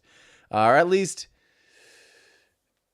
yeah, well, I would almost say that's true. Just so many little facts. I mean, like I said, almost every sentence that will come out of my mouth during that video is something that I had almost no knowledge of before. It's a confusing topic, and there's a reason that it's taking so long, just because every single time we think we get to the end of a thing, it's like, wait, but that actually, that was this engine, the RD-214, actually had the same internals as the, but like just always opened up these doors over and over and over and over. Order base copies last. Thank you. Yeah. All right. Viper Devil wants to say about the Russian video. Well, I do the same on European engines. So Vulcane and Vinci Prometheus. Yeah, I would love to. I actually want to do it. I think next, the one that I'm what really probably want to do next might be India's, actually, because we mentioned India's upper stage cryogenic engine comes from, it actually stems from an N1 and more advanced upper stage engine that they literally, there were two that were sold from Russia to India, and then sanctions made it so India was required to start building their own cryogenic upper stages using those plans. But yeah, I really want to use that just as like hopefully we don't lose the feed the whole time. But yeah, I hope that we I think India would be really fun. When people have been asking me to make a video on India's launch systems and their progress a long time, that might be the next one that I would do. Like, that would be India. I would like to do Europe. I would like to do the United States. Actually, the United States would be easy, super easy compared to Russia. I mean, like, hilariously easy. I mean, there's only maybe a few dozen engines. Like, I think ULA even has a chart that shows like the whole history of the United States rocket engines already. It's just a simple, like, here we did this, and done. And the Soviet Union did not do that. They would make an engine for lunch. They'd just be like, yeah, I'm bored today. Let's make an engine. Okay. Like, they were looking for excuses to make engines. It feels like, because they just made so many. It was so cool. Let's see. This is Robert Powell. Thank you, Robert. It says, I became a patron, not because you stream, but because you produce awesome content. If less streams means more quality content, videos, then color me all for it. Keep up the good work. You're an inspiration. Well, thank you so much, Robert. That's my feeling. I definitely got burnt out from streams with Boca Chica and with Starship because it's intense. It's time intense. Everything is intense about that. Financially intense, like, a lot of costs incurred trying to do all that stuff. And just, yeah, it's not always fun. I look forward to future Starship missions and future Starship launch attempts and future Starship tests. But meanwhile, I am absolutely going to be cranking out the videos that I've wanted to make for a long time, because to me, those are what are fun. So, yeah. Terrence Clark, it sounds like a unique project. Have you considered doing something like deep dive documentary miniseries to go down all offshoot all those rabbit holes?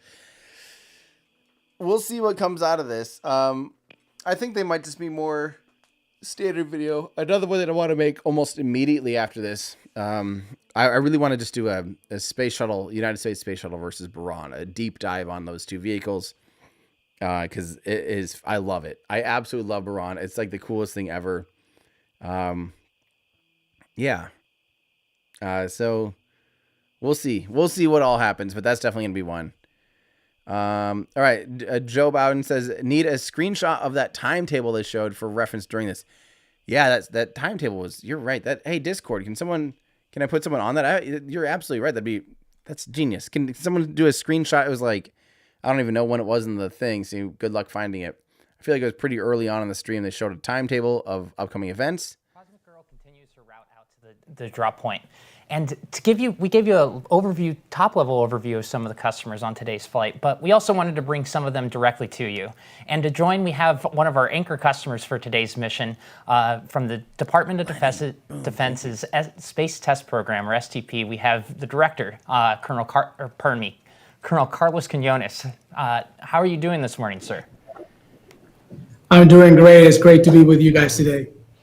Awesome. I see that you're joining us from Mojave Air and Spaceport. How's it going up there this morning? It's beautiful morning here. It's a lot of excitement.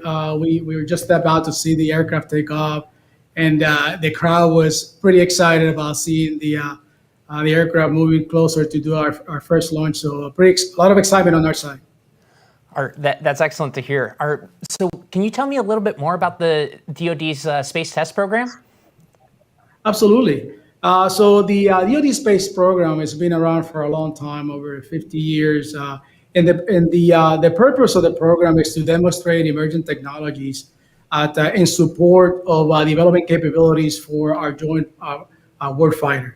And particularly, we take early capabilities, early technologies, and we demonstrate that those technologies can support a operational capability or can support the development of the science and to go after a specific capability. So we are been doing this in support of the Department of Defense for a while, as I mentioned. And we particularly do 4 things. We actually do our mission design. We do the spacecraft procurement for some cases. We do integration and actually integration for launch vehicles and then space operations as needed.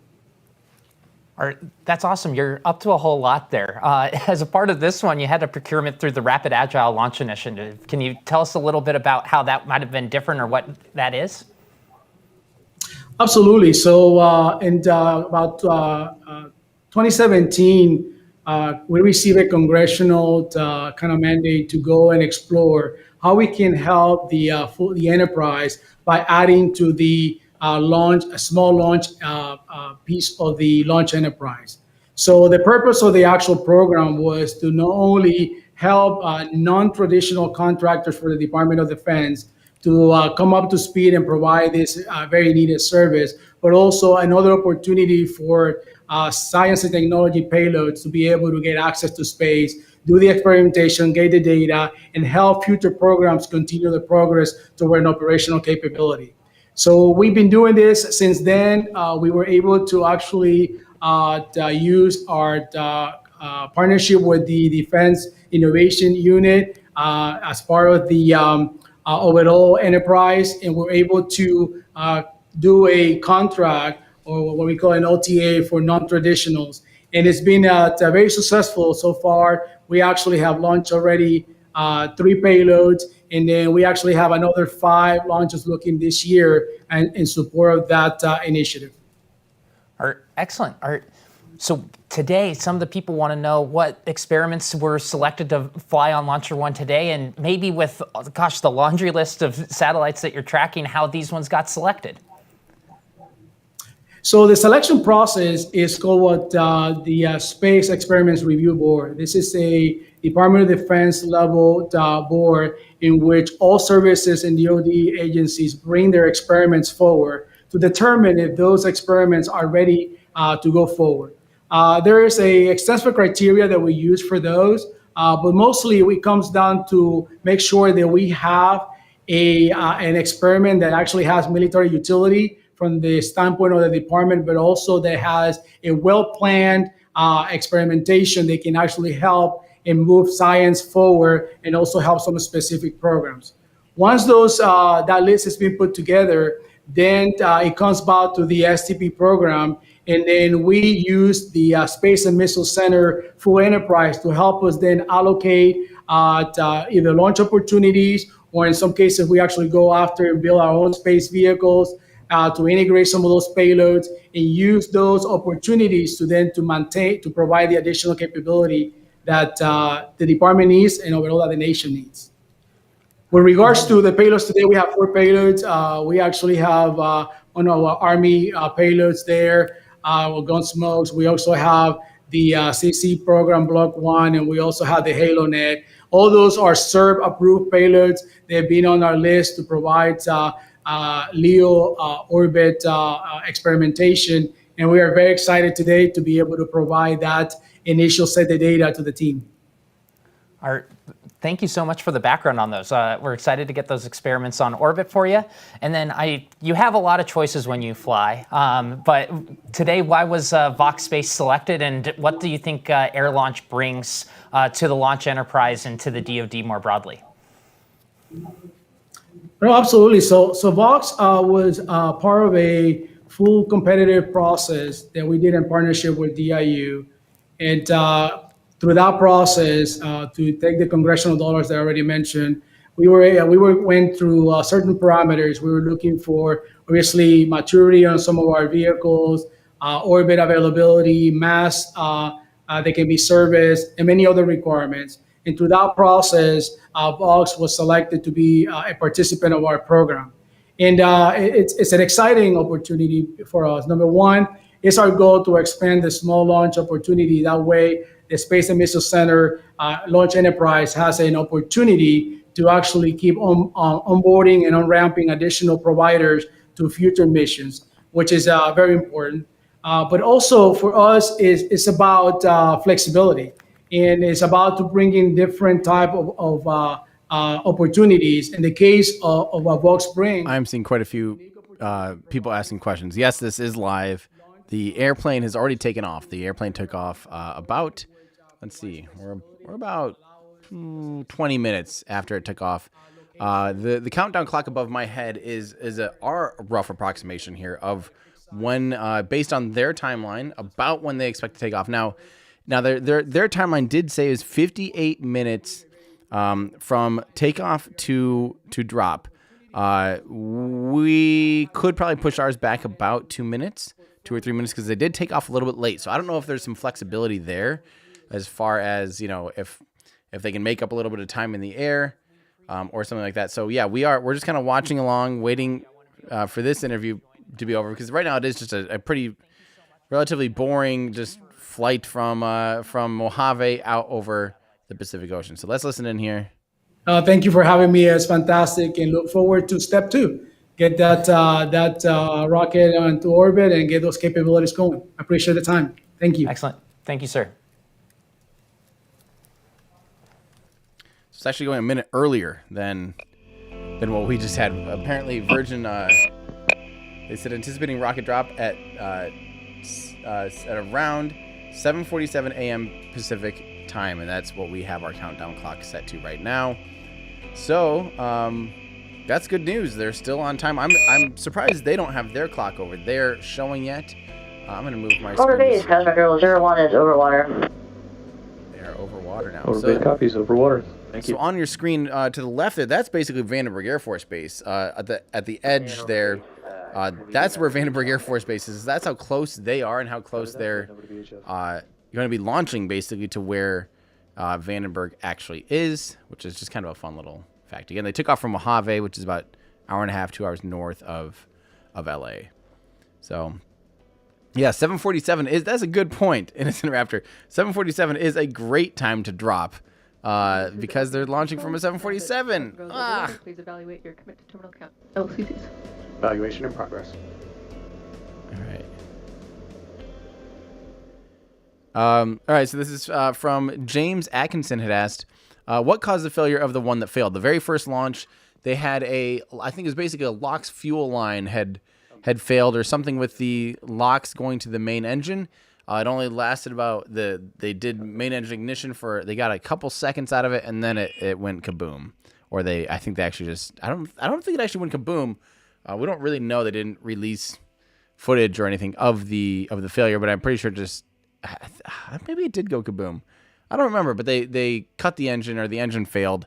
I'm pretty sure it's from a LOX line, a liquid oxygen line running to the engine. Yeah, LOX line rupture. That sounds exactly right. Crispy says, if Dragon was strapped... Wait. If Dragon was strapped to that, would you fly in it? If Dragon was strapped to the LauncherOne, would I fly in it? I mean, it would be way too big for LauncherOne. Way too big. The other question is, okay, if fly in it, would you mean fly inside of the 747, inside of a Dragon capsule?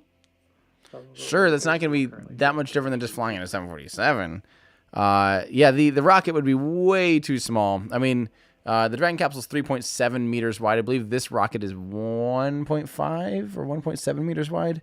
We should look up our website. We have the dimensions of it, but it's not a big rocket compared to, say, the Dragon capsule or Falcon 9. Suggesting heavy decrease in lead air. You can get a sense from thermal that you were saying that Long Beach lobby stations have recovered and are reporting good signal. Lower base copies your last. Copy radio. Lots of radio chatter. Okay, so this is from Vlad. Says, any thoughts on Arcaspace? It seems like a big scam to me. Personally, I think they have... I don't think I'm very far off from what you think, in my opinion. It seems like their eco rocket is not a very good solution for an orbital launch vehicle.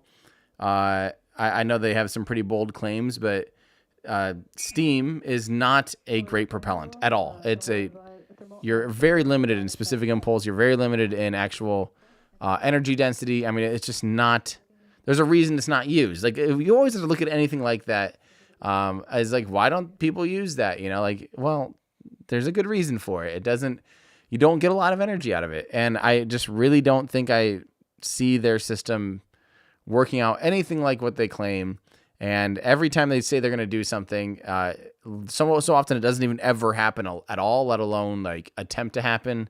They seem to kind of put a lot of things together and make pretty presentations, but so far they have not really delivered on any of their concepts so far. So that's my opinion. I'm so sorry, Anush. All right. From Leonardo says, do they have any connection from the plane to the rocket, like air conditioning and power? I don't. That's a good question. I don't think there's really any real umbilical going from the plane to the rocket. Maybe, besides obviously some data and things like that. But it's heading out to the drop point. So let's quickly talk about what's going to happen once we get there. We have a graphic to show you all.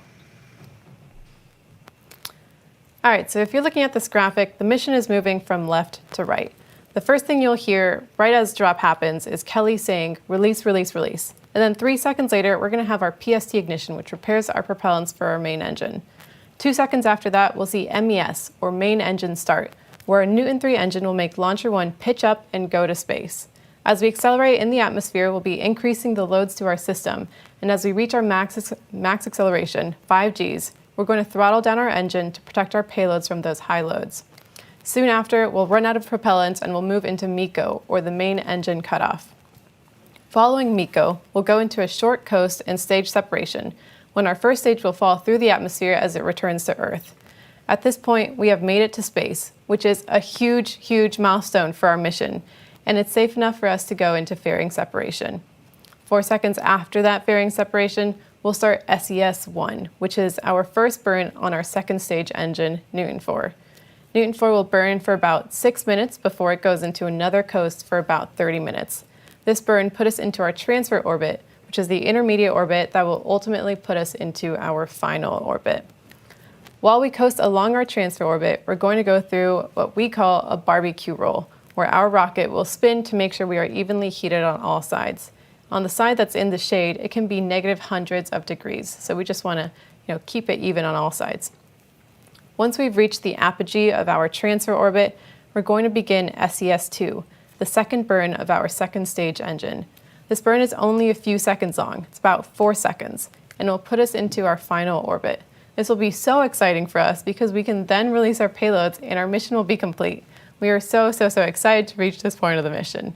Throughout the whole flight, Wade and I will be providing you all with updates so you can follow along with the milestones. We are so looking forward to this happening soon. So they did say payload fairing separation first and then SES-1. I think that was a little, they might have messed that up a little bit because, yeah, stage separation and then 4 seconds later SES-1 and then several seconds later it looks like it's fairing separation, which would be, that tends to make sense. Yeah. All right, so yeah, as far as what kind of connections, I'm sure there's data and things like that going between the plane and the rocket. I don't think it's just some totally passive, like totally, not smart system at all. You just drop the rocket and then the rocket figures it out once it's falling. I really don't think so. I'm pretty sure it is some kind of connection still to the rocket and the plane, but what all there is, I don't actually know.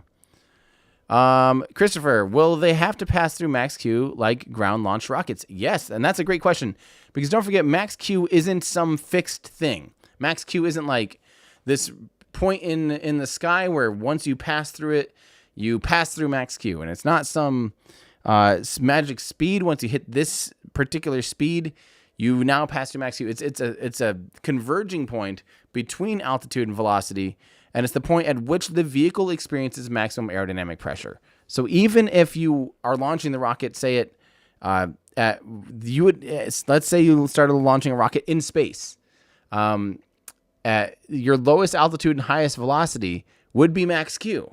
That would be the maximum aerodynamic pressure. Now, it's not going to be a lot of aerodynamic pressure. It'll be virtually zero, especially say you're at 100 kilometers in altitude. There's still some sparse atmosphere. There's still a tiny bit of drag. If you started, the maximum aerodynamic pressure the vehicle would experience, if you somehow magically started in space and launched, would be in space. So max Q isn't some fixed thing. It's always just relative to the mission, relative to that vehicle, relative to the local conditions. So again, this rocket will experience a point where it has the most amount of atmospheric pressure. So how, as it's pushing forward through the atmosphere, how much the atmosphere is pushing back against the fuselage of the body of the rocket. 79 at the moment.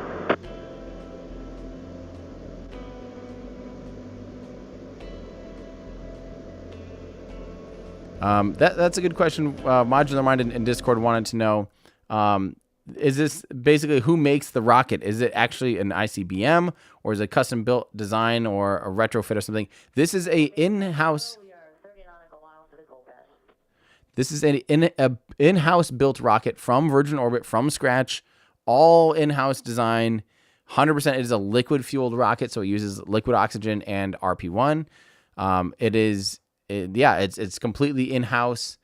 It is completely custom. It is not some retrofitted ICBM or intercontinental ballistic missile. Yeah. So it's still looking good. We should mention that what they're going to be doing here, again, we're about 21 minutes or so, and you'll notice this red dot that's showing up here in the ground track station, or in the ground track. That will be where they launch from on the next lap. So they're going to do a full lap. They're going to turn around. They're going to head west and then north and then east and then come right back down where they are now. And then, so in about 20 minutes from right now, they will release the rocket from the plane pretty much on that red line there that we see coming up. But they won't be doing that on this pass.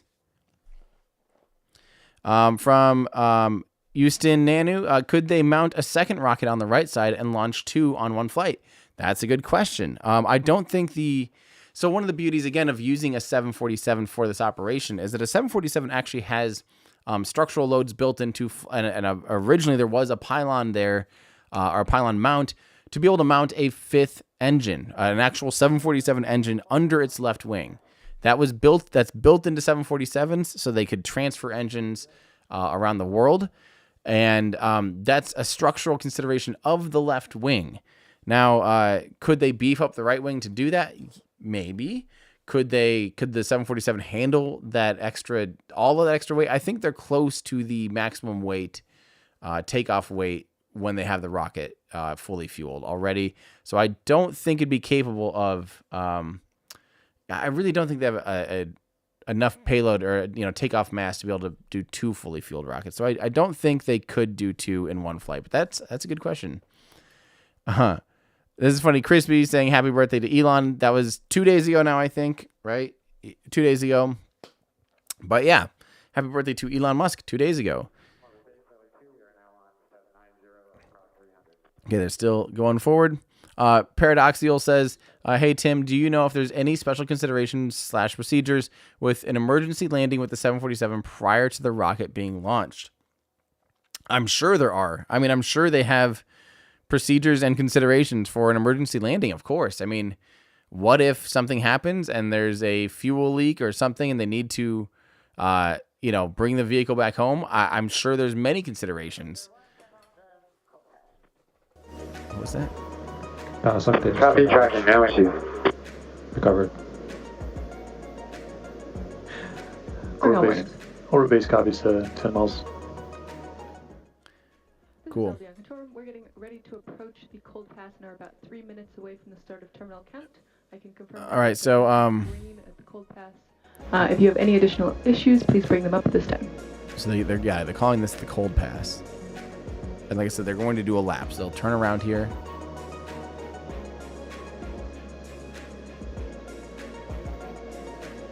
I'm surprised they haven't updated their expected takeoff. That happened. 5 miles.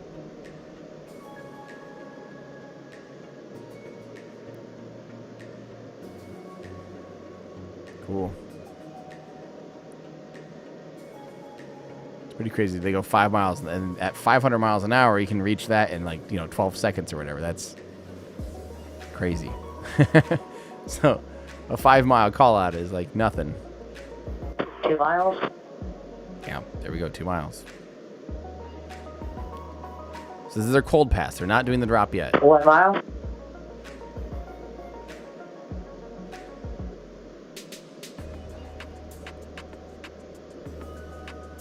Cold pass. Cold pass. All right, so now they're going to bank to their right, which is west, and do a full lap, basically, of what they just did. AFSS is green at the drop point. Orbit base copies, AFSS green at drop.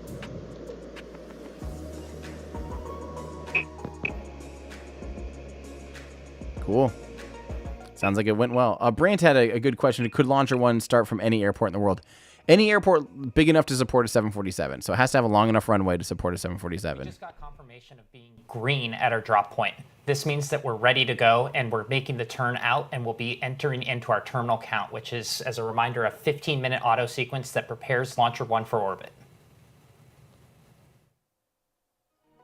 So a good question here from kind of two people have a similar thing. This is from Chris Lovett saying, any chance of a weekly / monthly space news show? I did have, I was part of a podcast for 2.5 years called Our Ludicrous Future.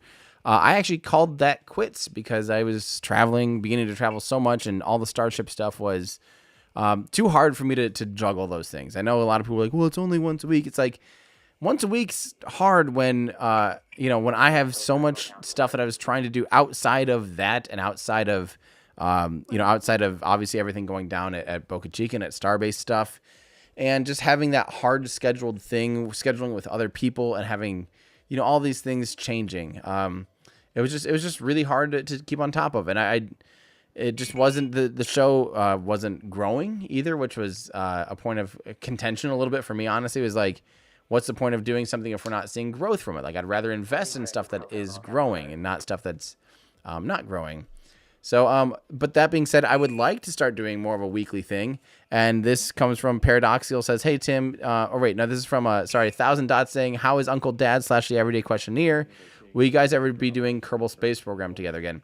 So I've thought about doing a podcast concept where it's people, specifically like Uncle Dad or the Everyday Questionnaire, Jacob, He was a friend that we did a little show here weekly for a little bit at the early days of my channel here, and he would just ask questions about spaceflight. Like I'd recreate old missions in Kerbal Space Program, and then he would ask questions, and I'd teach him spaceflight history and spaceflight stuff. I've thought about just literally reading him space news, basically, and having him ask questions on air, because he is a funny guy. But I've thought about doing something like that, but right now I'm enjoying like having the freedom to not have to be like, oh no, it's Thursday, you know, we have to do this thing right now.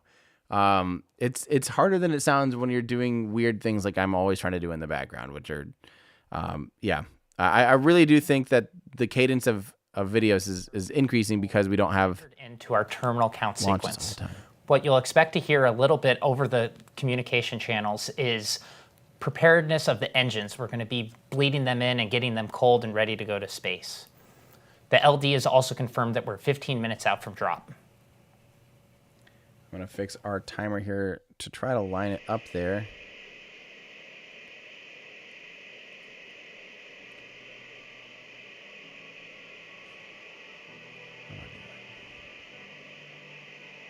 Still a few seconds behind.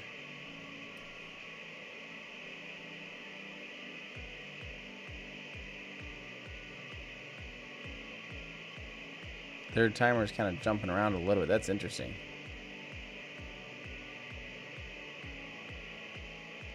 I'll delete one more second. I'm going to try to be in sync with them.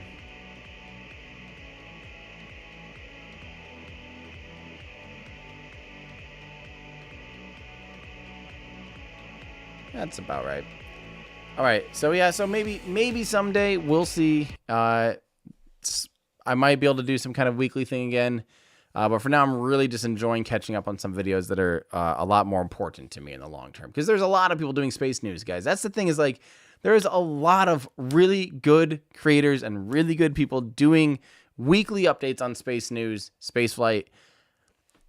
Why do I need to do that too? Like, why do I need to reinvent the wheel? I feel like that's so overdone already. There's, I mean, literally dozens of creators doing that. I just don't feel the need to do that as much.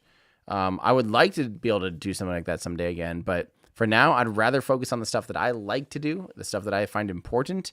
For me, I've always found that I find the most satisfaction of my work when I'm learning things for myself that are hard for me to understand and then try to break it down for you guys. Like, that's the whole point of Everyday Astronaut, is to take something very complicated that you don't know and try to make it more understandable. So I'm trying to really get back to that because I enjoy that the best, and I don't want to get burnt out. And yeah, there you go. From Stone Games, SM says, everybody excited about humans going to Mars. I want to go to Phobos and Deimos. What say you, Tim? Yeah, the moons of Mars would be pretty insane. I mean, super low gravity. You're basically standing on asteroids. Like, you'd have a hard time even just staying on the ground, I feel like. It'd be fun. I mean, it'd be crazy. I can't imagine the views of being on one of the moons of Mars. That'd be crazy. So, yeah, I'm with you there. Falcon Aerospace. Tim, why is the LauncherOne use liquid fuel first stage instead of solid first stage like Pegasus? I really can't understand, please and thank you. So, Falcon Aerospace, that's from Zarky. Well, the biggest thing is, liquid fuel engines and rockets are a lot more efficient. They have a lot more potential for high specific impulse. They can do some things like throttle and change their profile dynamically. It's just a lot more efficient than a solid rocket booster. So I'm guessing that's, if you're putting cryogenics on the rocket, the first stage is actually the easier stage to load cryos onto, because it launches, a good 3 minutes before, it lights 3 minutes before the second stage. So as far as which stage would be harder, 3 more minutes of boil off on the upper stage would be a little bit more difficult than the first stage. Now, granted, when you're talking about an hour from, or an hour and 15 minutes even from disconnecting from the ground systems to launching, 3 minutes is nothing. So I guess if you solve not having your cryogenics boil off before flight on your second stage, you can do it on your first stage, and you might as well take advantage of that higher specific impulse, higher energy, more efficient engine. So, This is from Michael Grillo says, is this type of launch better in extreme weather compared to ground launch? Almost definitively, you can pretty much say, hang on. Okay, please advise it's kind of been riding the balance throughout the whole flight. Order base copy, stand by, we'll get you a quick answer. This is Rocket, good to proceed. I heard kind of not all right. Good to proceed. Orbit base, Newt 3.1 has begun chilling. Newton 3.1 engine chill has begun. All right, they're chilling in. Order base copies, Newton 3 chill and beginning. The chilling is when they actually start. One fuel diff, good to clear. So they're chilling the rocket engine to begin getting ready to flow fuel That's through what fuel because is. the fuel is, again, cryogenic, extremely cold. The oxidizer is actually. And they need to run that through the pumps first to get the metals inside the pumps down to operating temperature. Because, yes, even though the rocket engine is very hot, the actual pumps in a lot of the systems are at, like, very, very, very cold temperatures. And if you just shock them with, if you just dip all that metal into a cryogenic situation and get it down to that cold, it'd be very bad. So, yeah. Yeah, so they're hopefully going to be banking to the right here again. So right now they're flying kind of north. They're going to be banking east. And then getting into the final approach of their launch corridor, which is super, super, super cool. Okay, so thank you, Victoria, so much. And Bomba World, thank you guys. 3.1, the first stage engine is beginning its engine chill-in. The plane will continue its bank and then start going into its hot pass, where we'll be quickly handing off to the pilots and entering into the pull-up maneuver.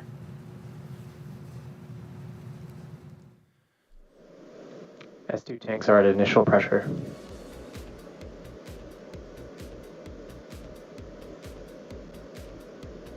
Sweet. So everything's going good. There they go. They're beginning to bank. So again, yeah, they're looking to drop in about just under 8 minutes. Expected dropouts in the turn. So, all right, this is from... Expected dropout at the turn. Okay, they're expecting a telemetry drop. Oh, sweet. Yes. This is what I want to see.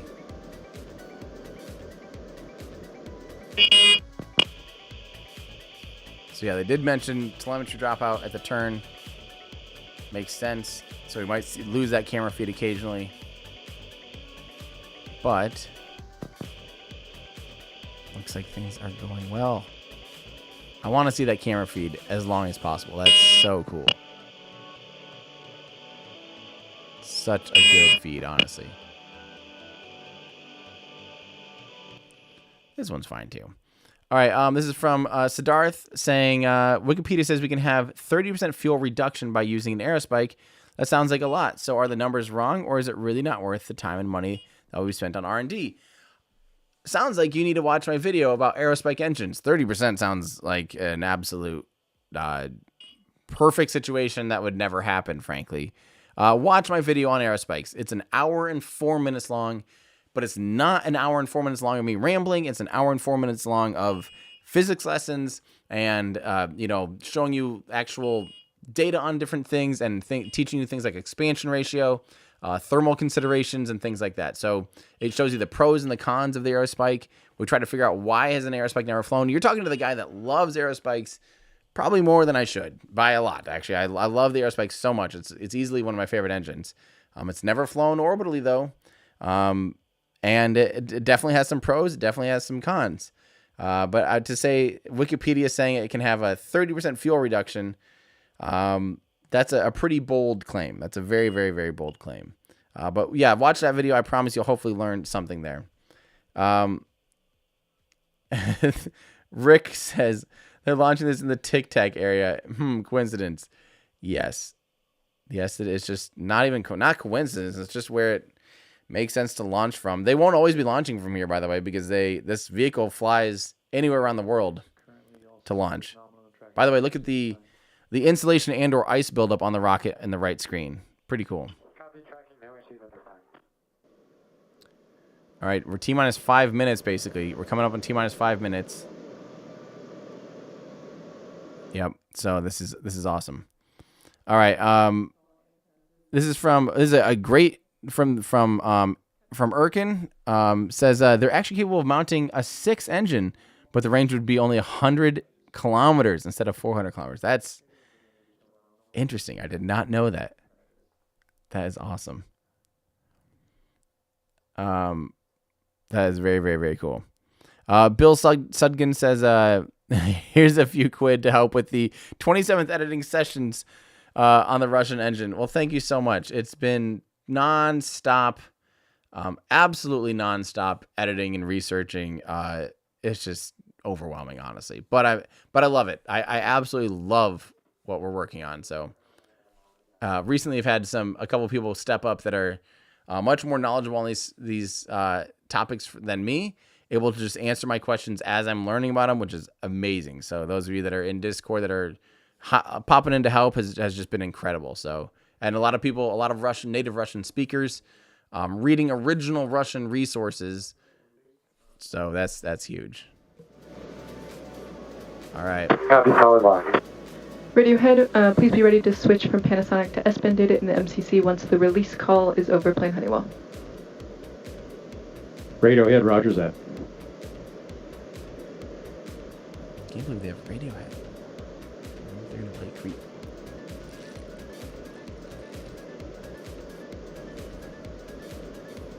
Yeah, it looked like that view is either from the payload fairing.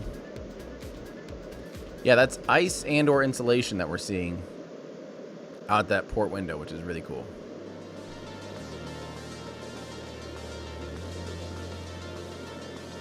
Sergeant Sultan says they're higher and faster than filed. Is that normal? I've never caught a Virgin launch. Yeah, this is new to all of us. But thank you for saying hi, Sergeant Salty. Higher and faster than they filed.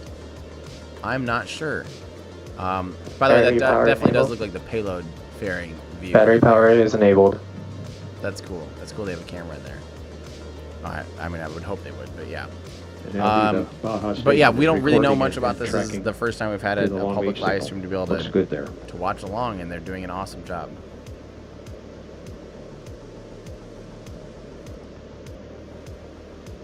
Wait, Loopy in Discord, why do you think it's not insulated? I'm pretty sure they actually. I've seen the rocket up close. We have confirmation that we've gone to internal power on the rocket. We are now in the hot pass, and we'll be accelerating into the pull-up maneuver. Right on internal power. Accelerating to 485. Aircraft S-band and AFS confirmed go. Double translators for a second.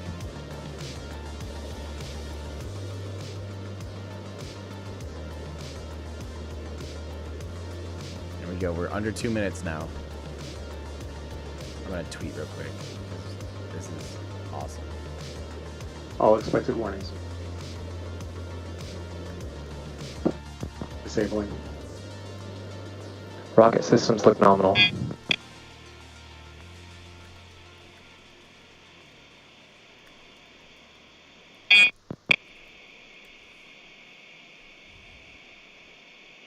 S2 prop on control room and 4 engine chill nominal.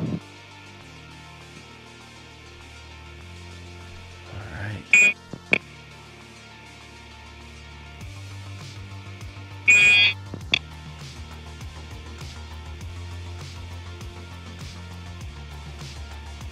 That's cool, they are speeding up, aren't they? LD on control, 1 minute from drop ready. Just under T-1 minute.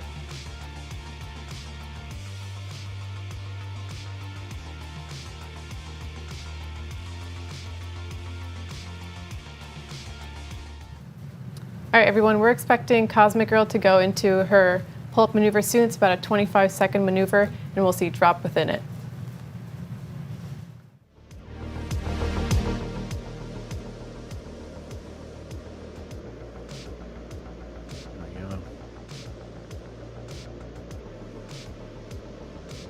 This is awesome.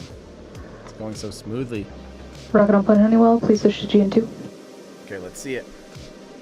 We're on GN2 high purge.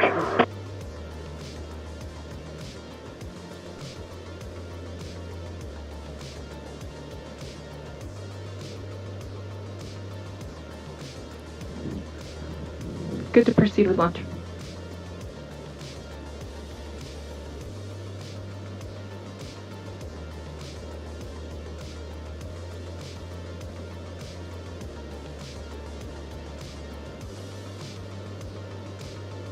Hold.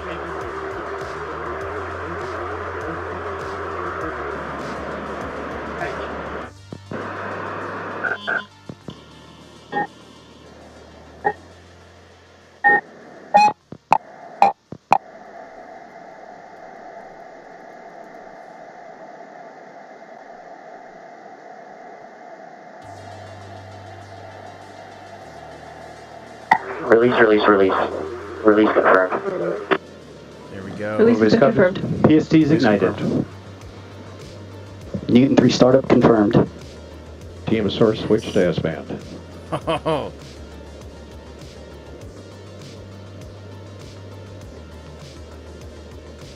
I did this shimmy last time too. Little shimmy on Ascent.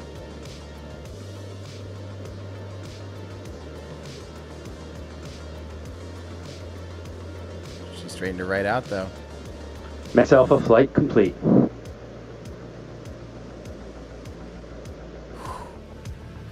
We've had successful PST ignition, engine start, pitch up, and have passed max Q. Yep, so they passed maximum aerodynamic pressure. Cosmic go orbit base. Stage 1 burn nominal. Verified stage 1 burn is nominal. Max alpha is complete.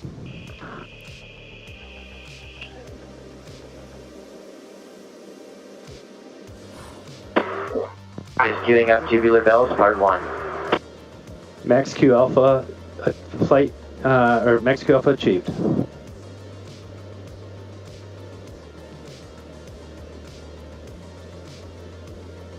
Wow. So now you're starting to see the flame expand a little bit just because, you know, they're getting higher and higher in altitude. They're about 20 kilometers in altitude right now.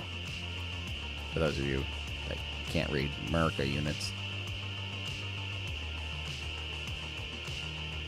And they're going pretty quick. 300 or 3,300, 3,400 kilometers an hour now.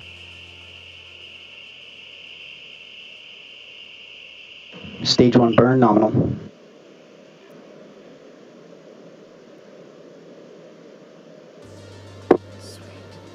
Cosmic go orbit base. Stage 1 burn is nominal, passing 120,000 feet. Wow. So they're now at about 5,000 kilometers an hour. Stage 1 PU nominal. Halfway through burn. And coming up on them. About 50 kilometers in altitude.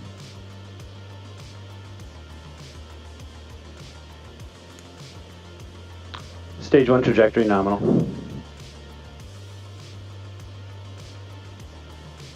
Stage 2 pop Newton 4 chill is nominal.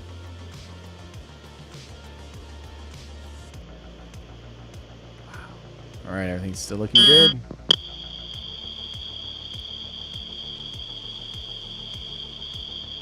Just passing 8,000 kilometers an hour. They're about a third of the way to orbital velocity. They're coming up on main engine shutoff, and then they'll do stage separation here in just about 15 seconds, 10-15 seconds. Or no, I think it's at 3 minutes and 15 seconds or so. We'll see stage. Throttle down commanded.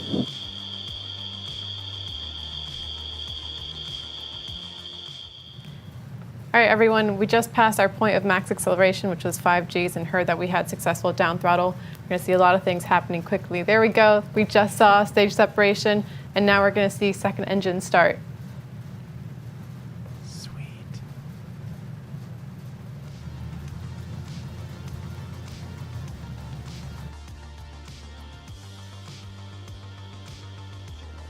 Yes. All right. Newton 4. Upper stage engine. Payload fairing deploy. That's awesome.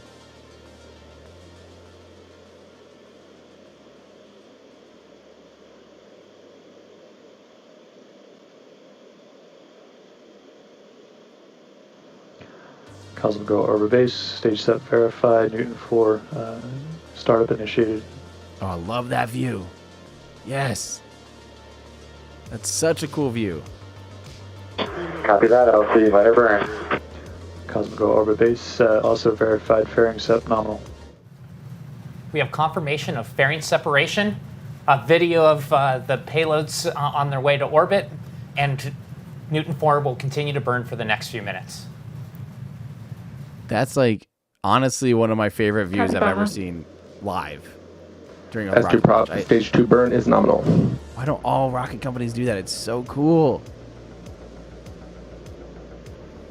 Cosmic Girl Orbit Base, stage 2 burn is nominal. Current camera view indicating payload separation items.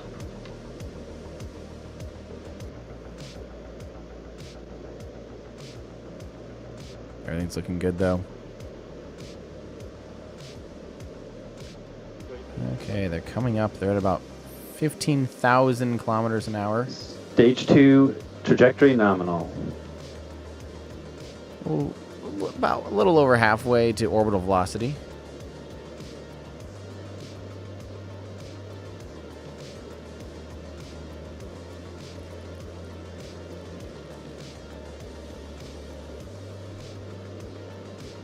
Someone asked what kind of base LE1 is going to swap out with LE2. What kind of satellites are on board? There's a handful of them. We have a link in the description here that'll tell you all about the satellites on board. Sounds good. Thanks for your help today. Great job, guys. Safe travels home. Stage 2 PO nominal, halfway through burn. Sweet.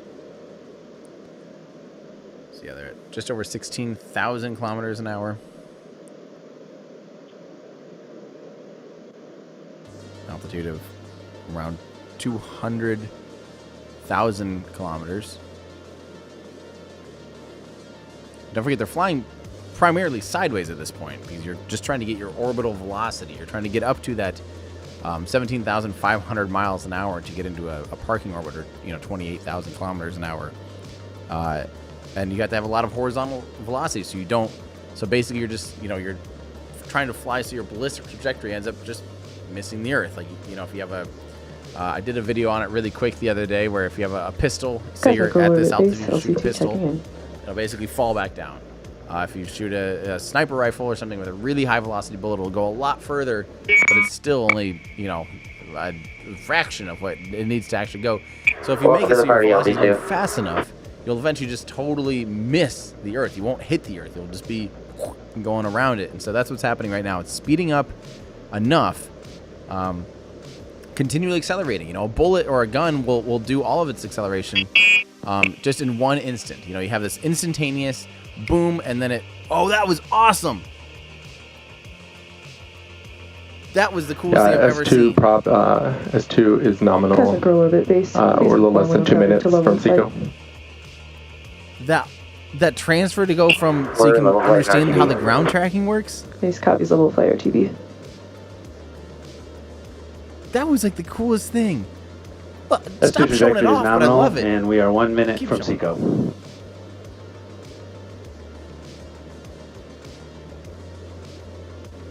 That is so cool.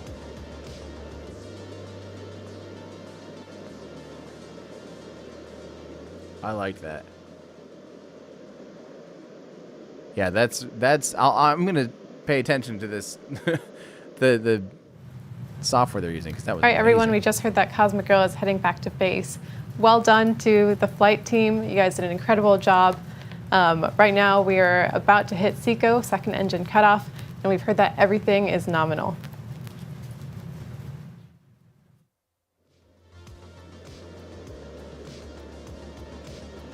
AFSS mission rules satisfied.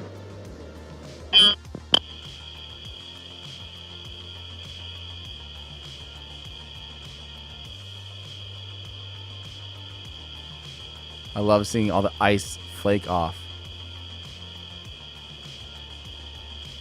But should we be seeing that right now?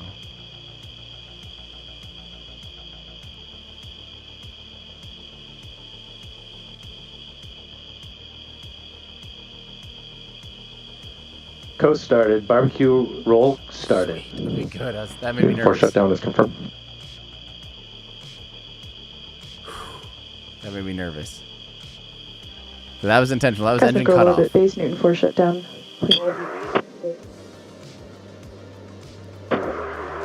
Roger, need for shutdown complete.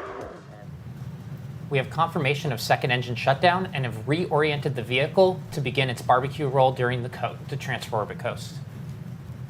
So notice, you might be the keen-eyed out there will notice two things. One, it didn't reach 17,500 mile an hour, and two, it's slowing down.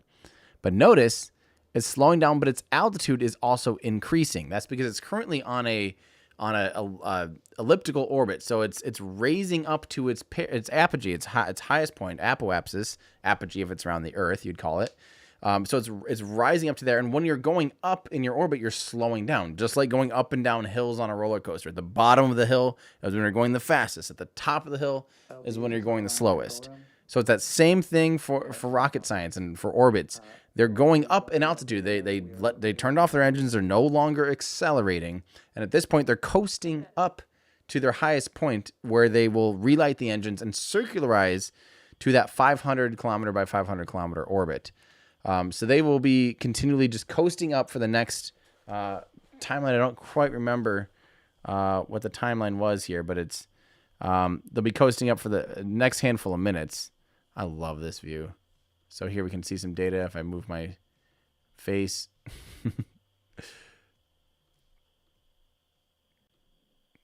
That is awesome. So there is a burn 2 as well that, let me move it again quick. TM Baja station has loss of signal. Copy, loss of signal. So that's normal. Okay, this is just amazing. So yeah, so you'll notice that it's slowing down as it coasts up to the point where they will do the full orbital insertion. What that will do is you go up to your highest point, you speed up again along prograde. So going forward, you speed up, and what that will do is it will raise its lowest point. So it'll be in a circular orbit, and this is very, very, very cool. Yeah, we can. Well, you're not really. All right, we can do that. Hang on. All right, so there's everything on screen. Yeah, this is awesome. Everything's looking good. Look at the small amount of fuel left over at this point. That's pretty funny. On their anniversary today, as well as Michael and Christine Creven. And also Brandon Meehan, I'd like to congratulate him on taking his MCAT. I guess being a rocket scientist just wasn't enough for that guy. Base copies on all the congratulations. That's cool. So yeah, so notice that those are pressures down there. You'll see that the fuel pressure and the oxidizer pressure are quite different. The oxidizer pressure is higher. Closer to like 70 PSI or so, and the fuel is at about 30 PSI. But the fill percent is what's inside those tanks in the stage 2 graphic. So you can see there, that's all they have left, and that's all they need to be able to do that orbital insertion, just that tiny little bit of extra fuel. Pretty cool. Jake Searle with a super chat says, what's the latest on the Dear Moon project? I have no idea. I haven't heard anything about that in a long time. I feel like they've been pretty radio silent. I don't know. I don't know if how far they're moving forward at this point. If they're moving forward, probably not good sign for me, but I have no idea, honestly. So hopefully I would love if they like updated us, like some kind of public update, like, hey, we're on to the next round, just so we know, so those of us that all applied know kind of like, oh, they're in the next round now. Like just something like that. But maybe we'll hear more. And yeah, they're normally pretty active on that stuff. So they're so active on social media and stuff. That's probably not a good sign for me, but it's all right. From Yubi, hey Tim, what do you think about the Australian Space Agency and its sudden growth this past year? I think it's awesome. I think it's super, super cool. I love that we're having more and more people stepping up to the space flight plate. Getting ready to do some really, really cool things. Yeah, I would love to see some launchers come out of, not even necessarily launchers, but just some more, space hardware would be awesome. Maybe some satellites or things like that coming from Australia would be very, very cool. More stuff, more space flight. Give give us everything. Is it really the Australian Research Space Exploration? That can't actually be it. Oh, that's crazy. All right, from your pal Borno. Would love a video on pre-20th century rocketry. Thoughts? Frankly, it's kind of boring. I mean, we don't even get into the liquid fuel, so it's just all it is gunpowder, basically. It's fireworks. Like, there wasn't really... I don't find that much interest in that personally. I'm really into like the bleeding edge, technology and some of the, during the 40s, 50s, 60s, what scientists learned with relatively primitive technology is just still absolutely mind-boggling. Like, I have so much more appreciation for the work that was done early on and that kind of stuff. Yeah, pretty amazing. It is actually the Australian Research and Space Exploration. It is arse. That's great. Dan, thank you for the membership. Don't forget to go for those of you guys that are members or Patreon members. We do a monthly live stream for Patreon and YouTube members. So if you are a YouTube member, be sure and check in on the community tab for those posts and make sure you have notifications on. Because we do a monthly Patreon and supporter live stream where we answer questions. It's a little, it's a lot smaller group, so you can it's more conversational. So literally just like, what'd you do for, today type of stuff. But we answer questions about rocket launches, about rockets, just sort of more conversational. You'll definitely hear a little bit more of my opinions on things.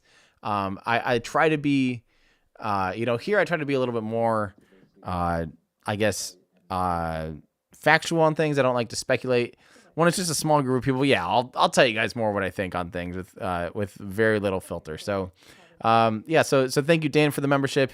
If you guys want to support what I do, memberships are easy. Patreon's great because Patreon doesn't take as much of a cut, and there's more integrations we can do for you guys. So if you do want to support what I do, help support the work going forward, including the so many things coming up in the future for massive videos. Consider going to patreon.com/everydayastronaut.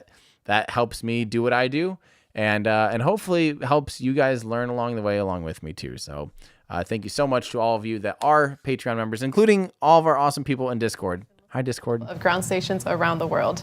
Starting in Mojave, we use our own telemetry dish in our Mojave facility to track our takeoff. As we moved into our racetrack, we switched to the Long Beach dish that we have here at our facility. And then we're using dishes in Baja California, Mexico, Troll and O'Higgins in Antarctica, as well as dishes in Mauritius. All of these are helping us track our mission and making sure that we're okay. But just be aware that there will be a couple of breaks in getting live data, but we will update you all as we know all the details of how it's going.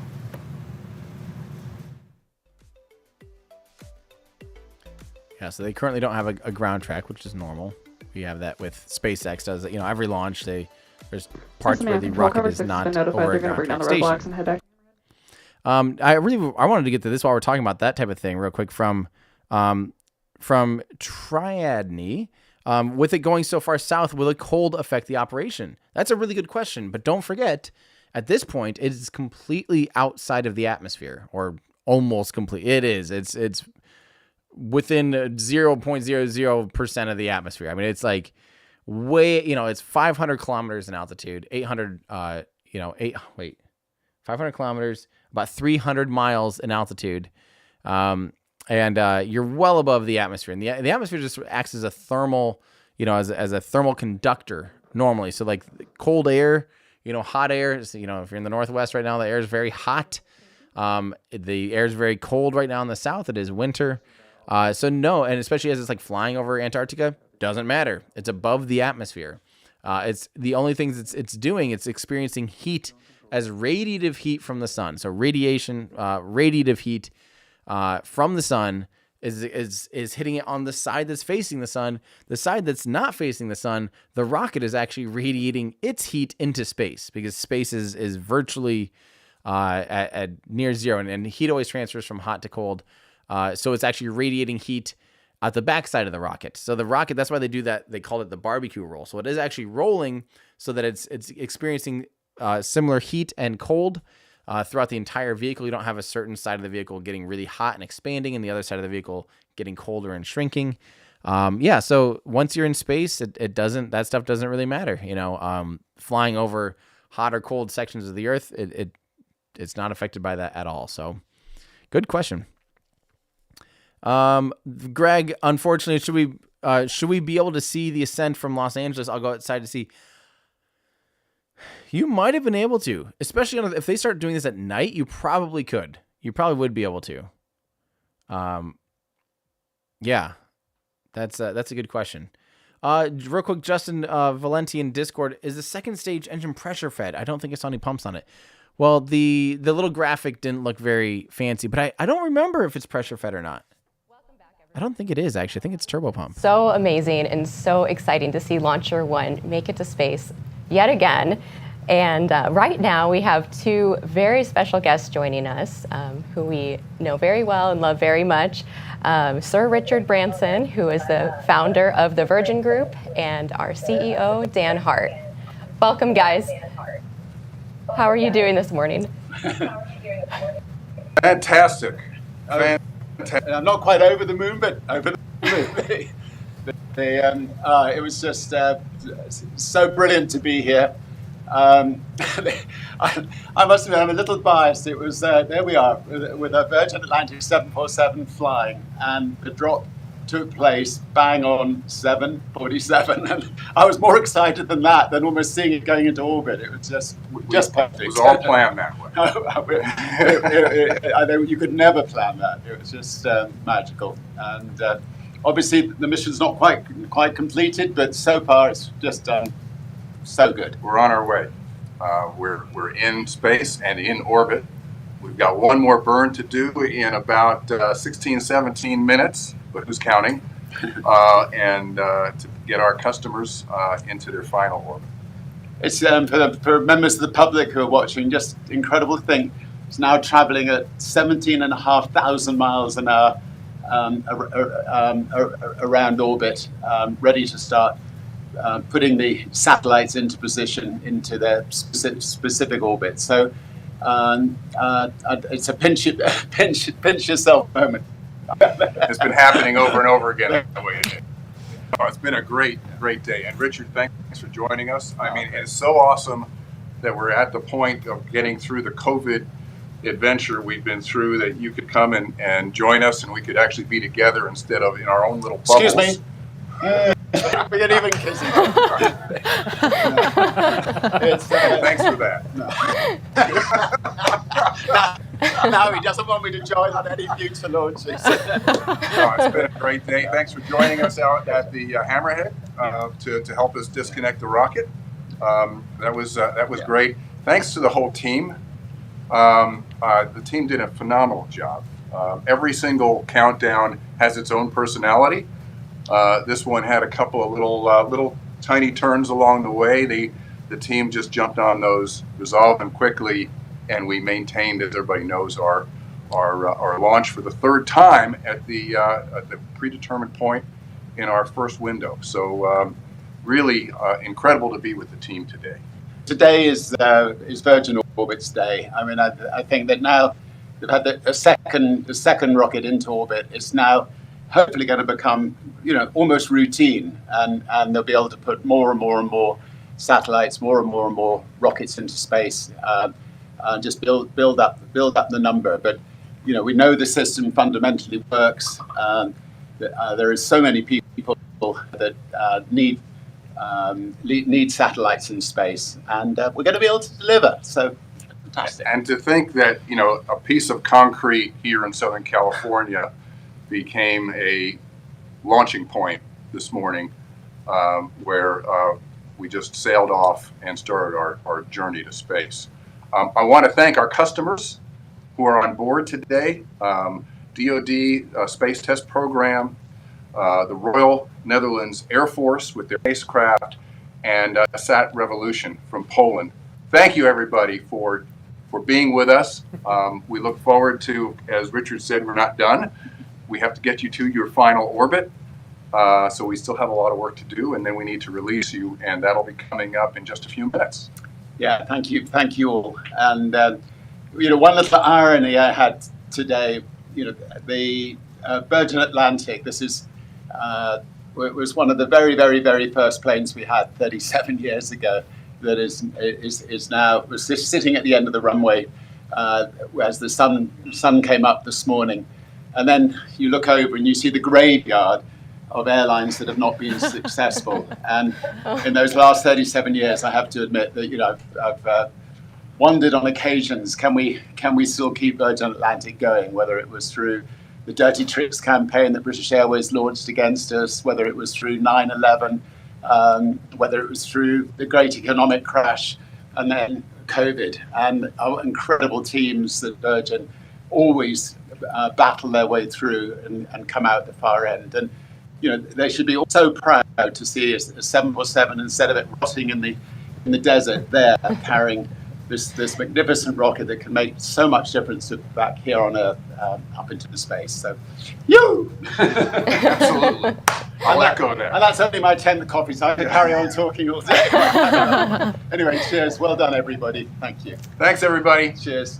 Right. Thank you so much. Thank you so much. Thank you so much. Right. Yes, Jess.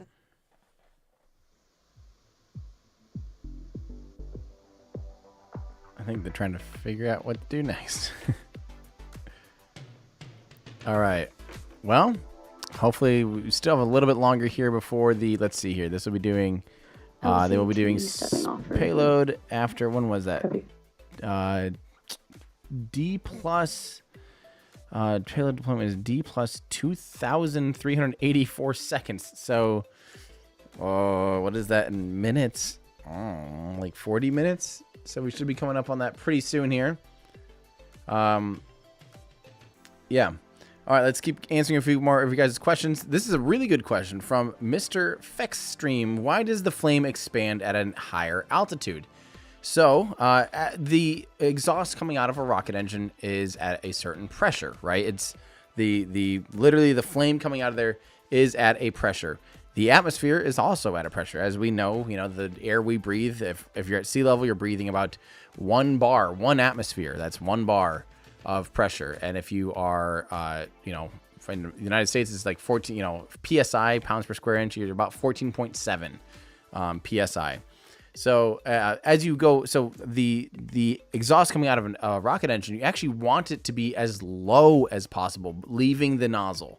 The reason is, the more you can exchange high pressure, which there's a lot of high pressure gas and basically flame combustion inside the combustion chamber. That's the whole point of a rocket engine, is to get as high of pressure as you can inside the combustion chamber, and then to convert that pressure into high velocity thrust. So what they're doing is after the throat, after the point where they choke the flow out of the combustion chamber into the throat, it goes supersonic. From then on out, they actually are expanding it.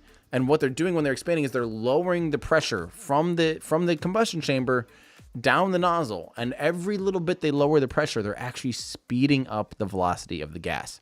And that's key. The faster that exhaust is coming out of the engine, the more efficient it is, the more work it's actually doing against the rocket.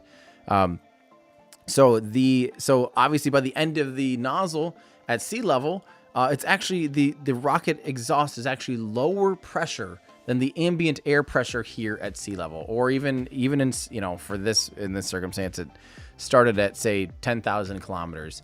They actually will use a nozzle. They want it to be as low as possible, again, to get the exhaust velocity as high as possible.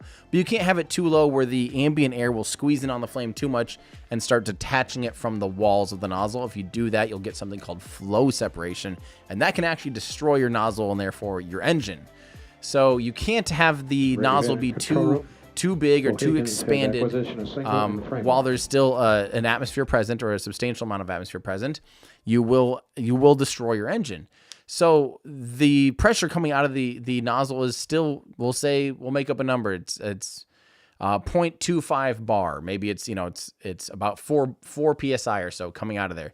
As the rocket ascends and gets into thinner and thinner atmosphere, that high pressure, or that 0.25 bar, is becoming higher and higher pressure than the ambient air pressure, because the air is getting thinner. Just like when you go from, I don't know if you've ever been to like Colorado or something, where you're on top of a 14,000 foot mountain, you know, or a 4,500 meter mountain, you know, something up in those atmospheres where you start to feel like you can barely breathe.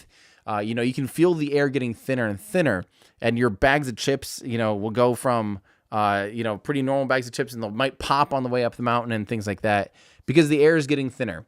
The same thing is happening as the rocket's launching. It's getting into thinner and thinner atmosphere, and the exhaust coming out of the rocket nozzle is now relative to the atmosphere getting, it's a lot higher. So it's actually beginning to expand. So you can tell actually there will be a point where the exhaust nozzle, the flame coming out of the exhaust is at the exact same pressure as the air around it, and it'll be going perfectly straight. It'll be shooting out of that nozzle 100% straight because it's not being compressed in by the atmosphere. It's not higher pressure in the atmosphere, so it's not going out.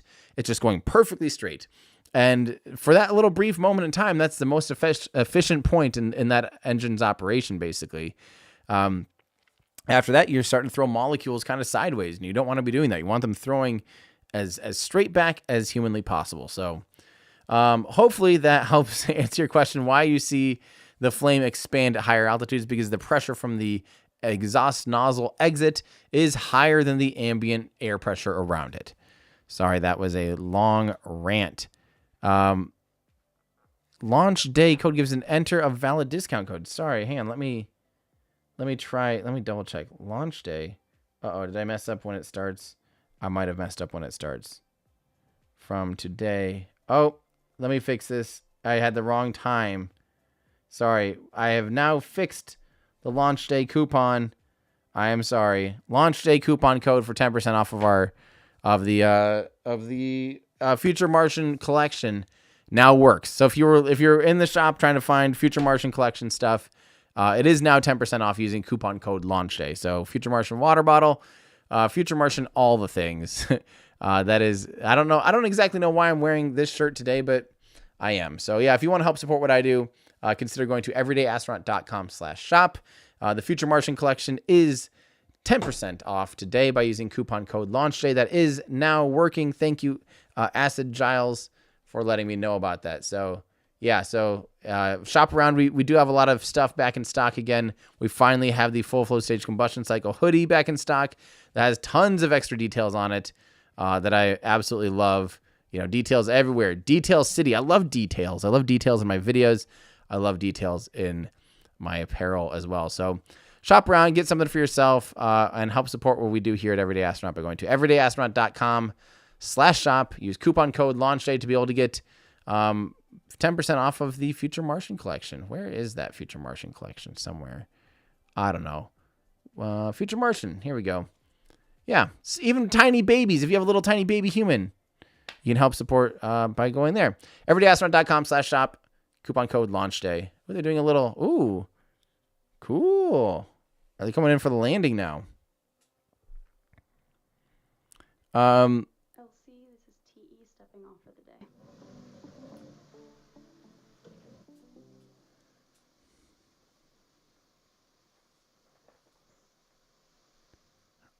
All right. I'm assuming this is it coming in for landing. All right. So this is General Mayhem says you need to make friends with Branson to get a seat on Cosmic Roll for the next launch. That would be crazy. I don't even know if I'd want to, honestly. I feel like that'd be kind of scary, but that would be nuts to watch a rocket launch outside of your window on a plane. I mean, that'd be insane.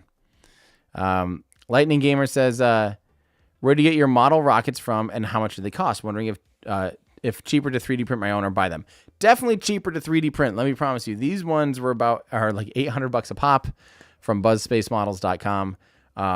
The other ones you can get, like ULA has a few of them on their web store. They're actually really good.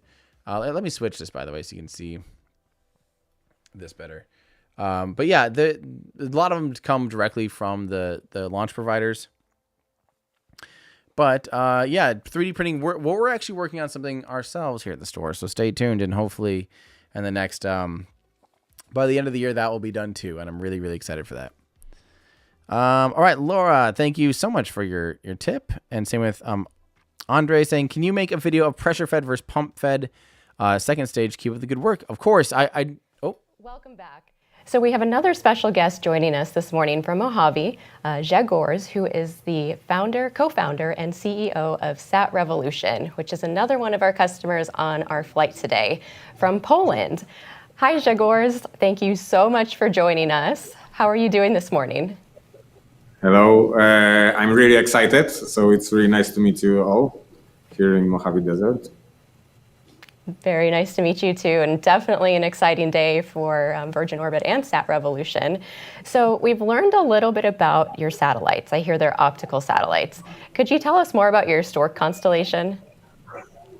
Yeah, this is really exciting time for us because we are launching our first two satellites from our constellation. This is the constellation is called Storks.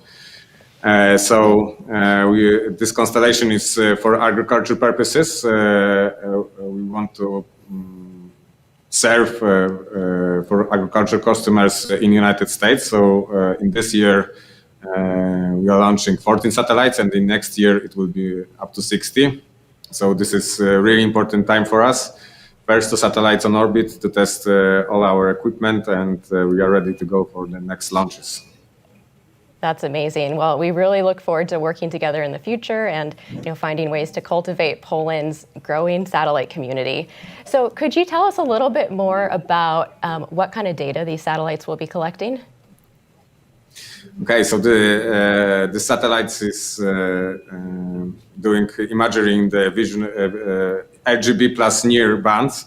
So this is for the agricultural purposes. With those data, you can estimate about the vegetation when you have to crop the fields and when you have to put more water on the field. So this is really important data for our clients. We signed the agreement to serve like 2 million kilometers square for our clients. So this is we are really excited to prepare all those information for them and help them to grow better food. That's just amazing. Thank you so much for that explanation. And for those who don't know, the live stream studio we're in today is just upstairs from where those exact payloads that Grzegorz is referring to were incorporated into the payload adapter and encapsulated before being sent up to Mojave. So it's just so awesome that those exact payloads are in space now. So how would you describe the satellite landscape in Poland right now, and where do you see it headed next? In Poland, the landscape is looking really well. We established Polish Space Agency in 2012. Right now, more and more companies are growing in Poland. We are the first one which building the whole satellites in Poland. We are the first one which are launching our satellites on orbit, but there are plenty other companies which are doing a lot of stuff for the ESA partners and for other partners all around the world. Also, there is many institutes and universities which are doing more and more research with space for space purpose in Poland. So this is really exciting time for Poland, for Polish space, for our country. Awesome. That's just so exciting. So why fly with Virgin Orbit? Firstly, because they are really flexible regarding the date of launch and to integrate our satellite. We are really excited with the whole cooperation. We started to meet with Virgin staff like 2 years ago, and actually this first launch is only the beginning of our further cooperation. I hope so. Yeah, that's just so amazing. Well, we're so proud to provide a tailored launch service to you, and we're so very happy that you are on board with us today for this mission. Again, so nice to meet you, Jaguars. Thank you again for joining us and being part of our mission today. Pau, I heard we have another special guest joining us. Absolutely. Thank you so much for joining us on that interview, Jaguars. We've met, representatives from the DoD, from SatRev, and now I'd like to introduce our next guest, Lieutenant Colonel Bernie Belge, and he is going to be representing the Royal Netherlands Air Force.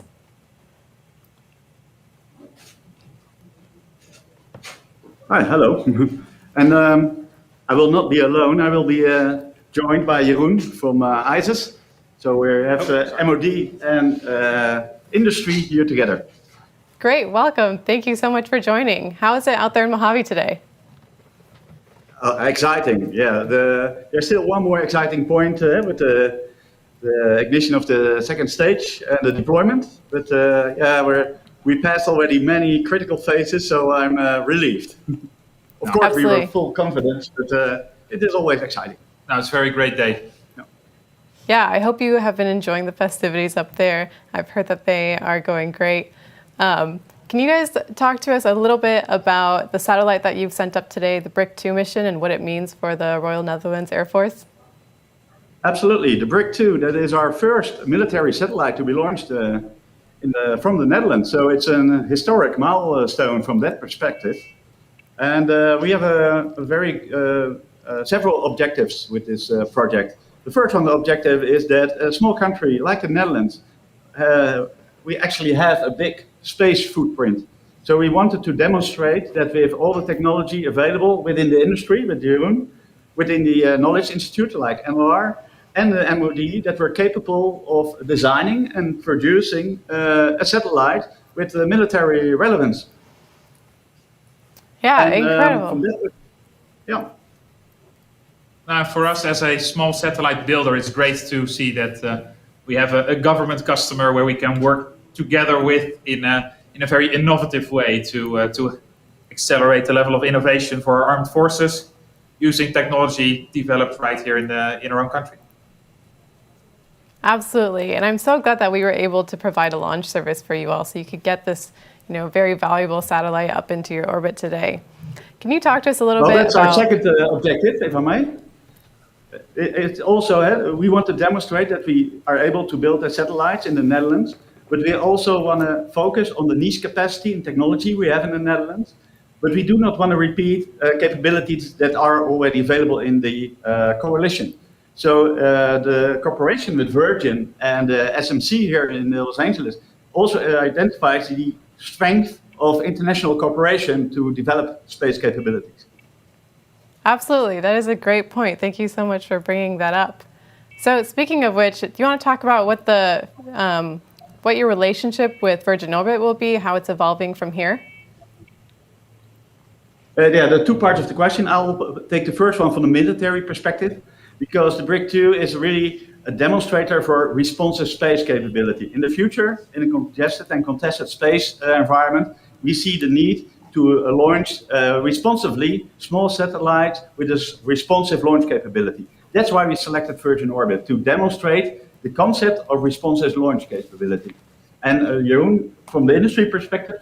Yeah, from an industry perspective, we're next to a satellite builder in a turnkey fashion. We're also a rideshare provider, so the Virgin Orbit launch capability fits very well in that mix of launch vehicles that we use. So we hope to be a solid partner for Virgin Orbit and a regular customer of your rides to orbit in the next years.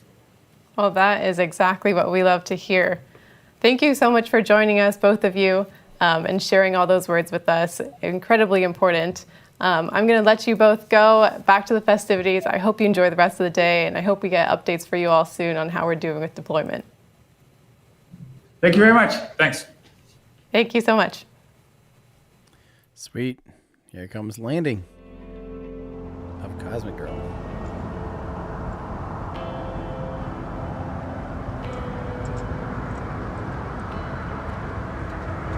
I love that we are watching a live stream. Jetliner land. I mean, this is pretty pretty darn routine, but obviously considering the implications of, you know, the fact that it's just launched a rocket into orbit, that's pretty awesome, you know. The context here, that is very cool.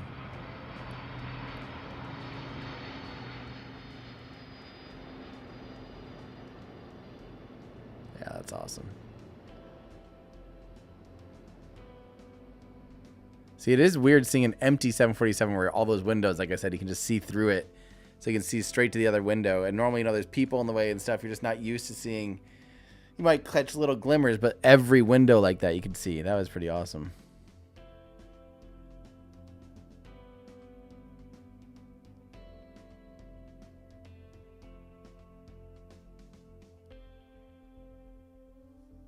Let's see.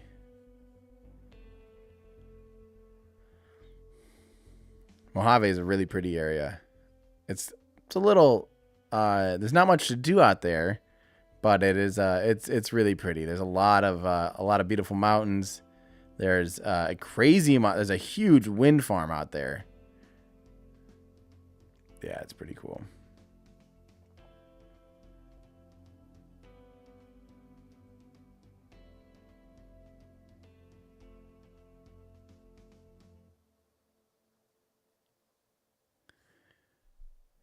Sweet. I hope they update us. They should have had payload deployment by now.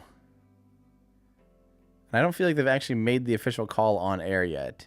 Have they?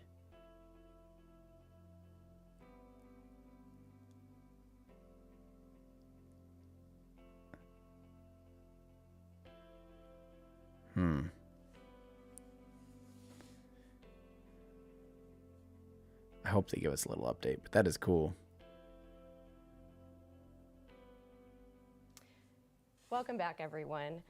I hope you've all been watching the live stream, and as you can see, Cosmic Girl just landed back at the Mojave Air and Spaceport. So she'll be taxiing a bit before she gets back to where she's supposed to be, and the crew will be deplaning just shortly.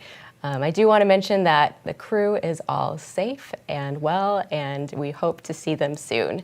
So in the meantime, let's talk a little bit about our mission name and mission patch.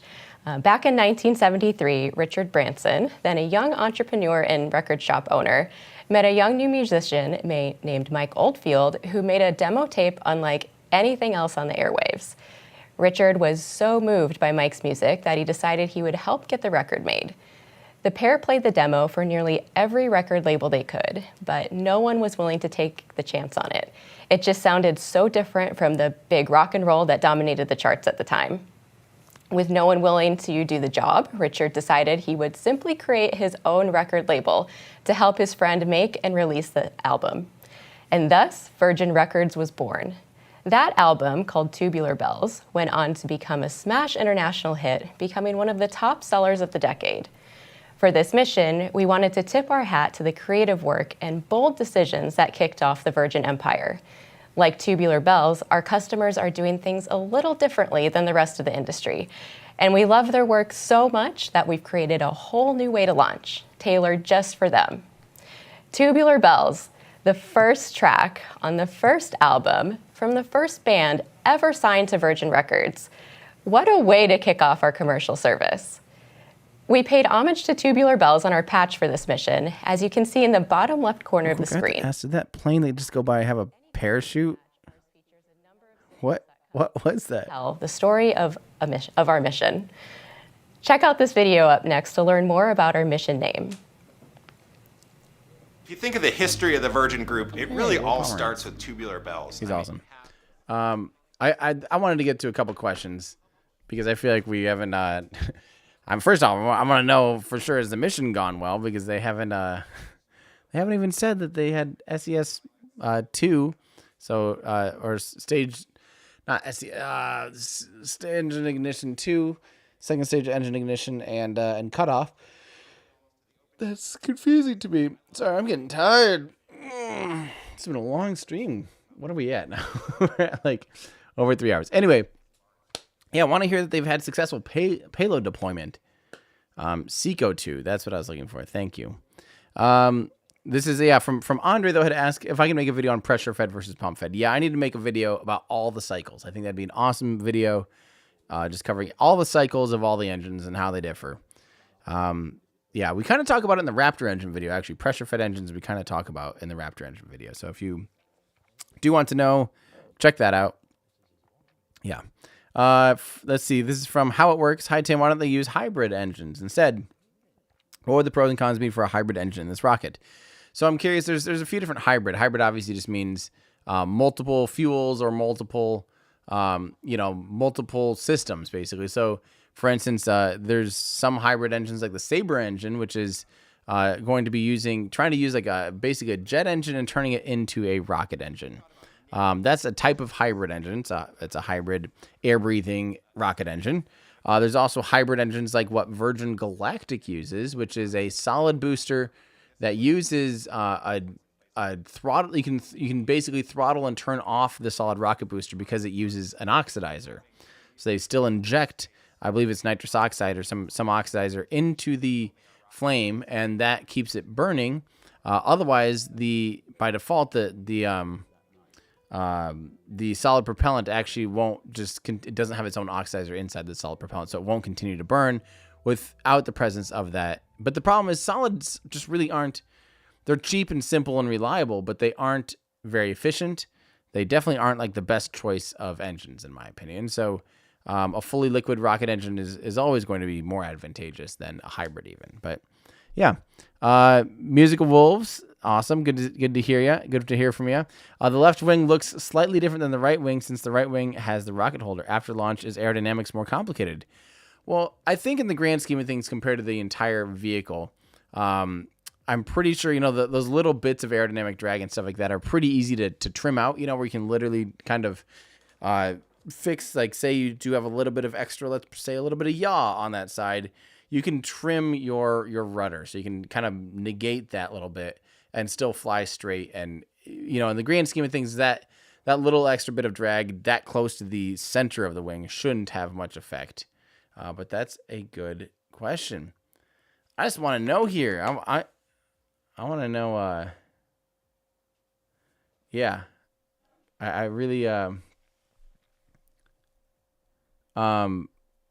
Wait. So we have some people are asking, saying that they don't think the Sabre would be considered a hybrid. Of course, it's a hybrid engine. Hybrid doesn't necessarily mean. I know that you typically would say being like solid fuel, liquid fuel, but 100% the Sabre engine is a hybrid engine. It's a hybrid between. A hybrid just means like multiple things. It's a hybrid between an air-breathing engine and a rocket engine. Just like a hybrid car is an electric motor with batteries, powered by batteries attached and or assisting a gasoline engine or an internal combustion engine. That is a hybrid engine. But yeah, am I doing back-to-back streams today? I don't know. This went on a lot longer than I thought. I was really, really excited to get into and I was going to do my own read through of the the script because I think I'm done. Crazy. And then prepare for, I think tomorrow we'll be doing a Patreon read through for Commanders. So to Commanders, get ready. I think we're going to be doing one tomorrow. We still got 3 hours. What? Is that right? Wait, still got 3 hours. Oh, before the stream. Yeah. I thought you meant of this stream. I'm like, I hope this stream's almost done. Yeah. But yes. Yeah, I think the script is done. Like I think I finished it last night. I'm not sure.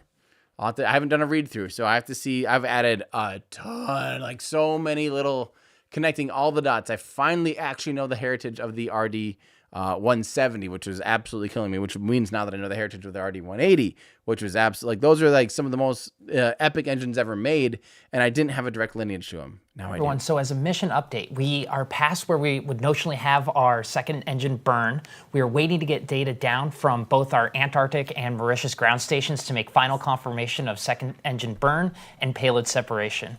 In the meantime, we want to bring you one last video, we might have a few more, but at least one that we specifically wanted to highlight is with the allied partnerships demonstrated in this mission with both the Netherlands and Poland and these developing space nations, the allied camaraderie is important and is getting attention from the uppermost reaches of those governments. So we have a video to share associated with how important this is across all these nations. Hello everyone, my name is Jarosław Łasiński. I am Consul General of the Republic of Poland in Los Angeles. It gives me a great pleasure and a privilege to read a letter from the President of the Republic of Poland, Mr. Andrzej Duda. Warsaw, 8 June 2021. Mr. Grzegorz Woliński, Chairman, SatRevolution SA. Dear Mr. Chairman, thank you for the invitation to participate in the ceremonial launch of the rocket LauncherOne, which will launch into orbit 2 satellites entirely built by the Polish company SatRevolution. The space industry is one of the most important technological fields of the future. I am therefore all the more satisfied with the fact that companies in Poland are becoming more and more successful in this area. One of such spectacular achievements is certainly your satellite constellation project, which will include the first 2 observation satellites. I am pleased that thanks to this project, it is the Polish company that will be the first to use the commercial service Virgin Orbit. It is an event of great significance for the Polish space industry, for the future of space technologies in the world, and for Polish-American economic cooperation. Congratulating on this great success, I would also like to thank you for your decision to organize during the rocket launch a Polish economic mission to the United States of America. It is of utmost importance that we work together to promote Polish businesses abroad. For my part, I assure you of my support for all activities aimed at strengthening the Polish economic potential and the position of Polish companies on the global markets. I wish you a successful launch of the satellites that you created and thank you for the wonderful promotion of Polish technologies on the international arena.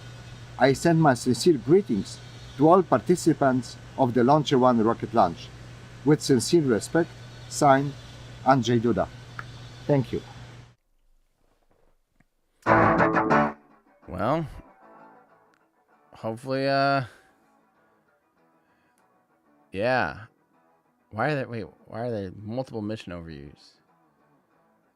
Well, hopefully we like actually hear something here soon. I mean, at this point, I just want to be done so I can tune out and figure out if I'm going to be streaming this SpaceX stream or not.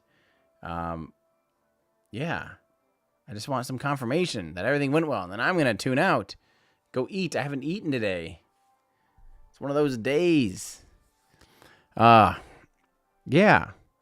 So anyway, so Virgin Orbit is not that they're tied to Virgin Galactic. They're sibling companies. They're not necessarily Virgin Orbit is not Virgin Galactic. Virgin Galactic is not Virgin Orbit. They are 2 separate entities, but they're both owned by the Virgin Group. So they share a lot of technology, a lot of stuff like that. But they are 2 separate companies. Virgin Galactic is just suborbital, flying people up to space, and then they come back down because it's a suborbital. You just go up and you fall back down. You get about 4 minutes of weightlessness just to experience and get an awesome view of the Earth.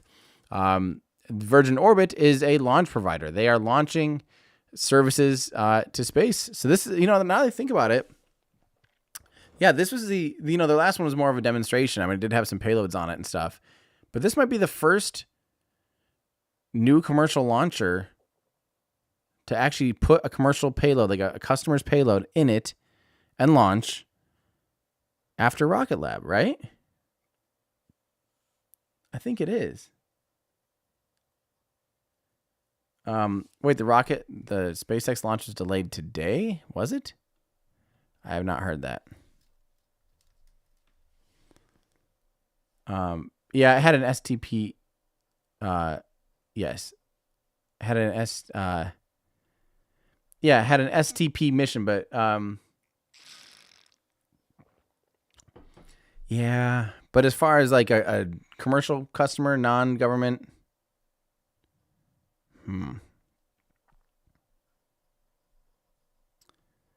yeah, as far as a commercial partner, like a regular paying customer, not the space test program, I wonder. Yeah, I wonder. I think that is the first. They're the next ones after Rocket Lab to get something into orbit like that. So that's awesome.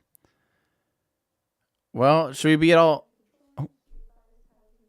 Their sleep procedures and activities for the night. They will be leaving the site.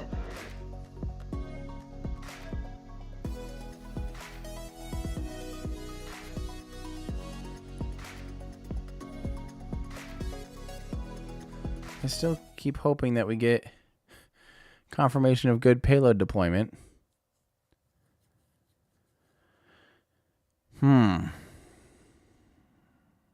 I don't want to say I'm getting worried, but that was a good bit ago. It might be just that they have to wait for the ground tracking stations to line up and stuff.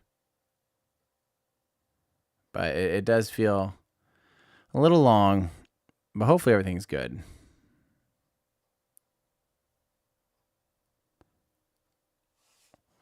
Yeah, so for those of you that are just joining, welcome. They had 40, what does that say? About 1 hour ago, they launched their LauncherOne rocket. As you can see from this video here, this isn't that same launch, that was the first one. But they successfully launched LauncherOne into orbit. We are still waiting for confirmation that it was a good orbit and that the payloads deployed successfully. But they launched from their, the LauncherOne rocket launched from Cosmic Girl, which is their carrier plane. Super unique, a very unique launch situation.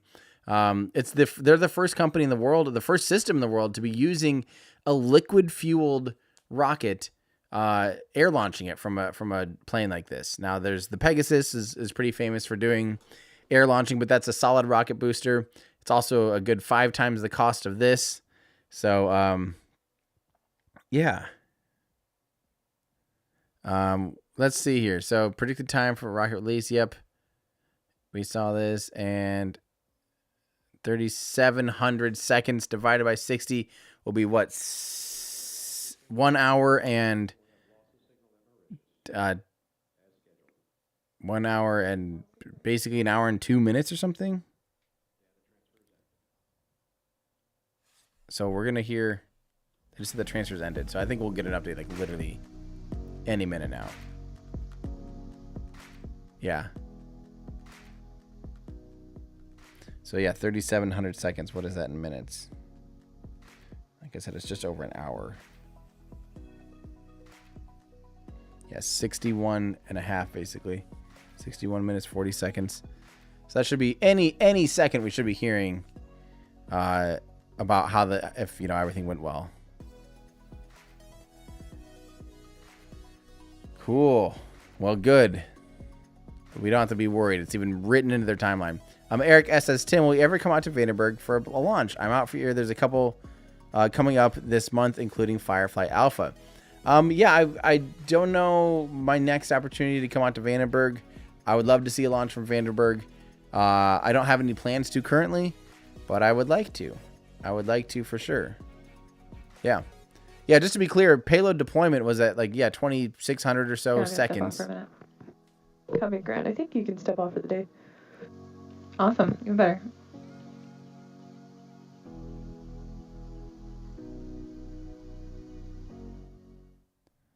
Okay. Well, hopefully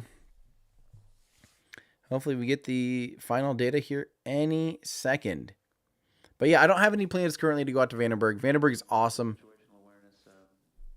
Hanging out from the ground team. I see no reason to continue to be on net, so good to step off there. The pad techs are off, and I expect that all first shift operators are now off as well.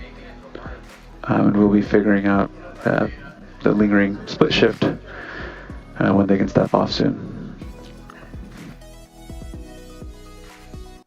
Cool. Endgame wants to know in Discord, when's the next album drop? Soon. I have all the masters, working on the artwork for it. Sorry.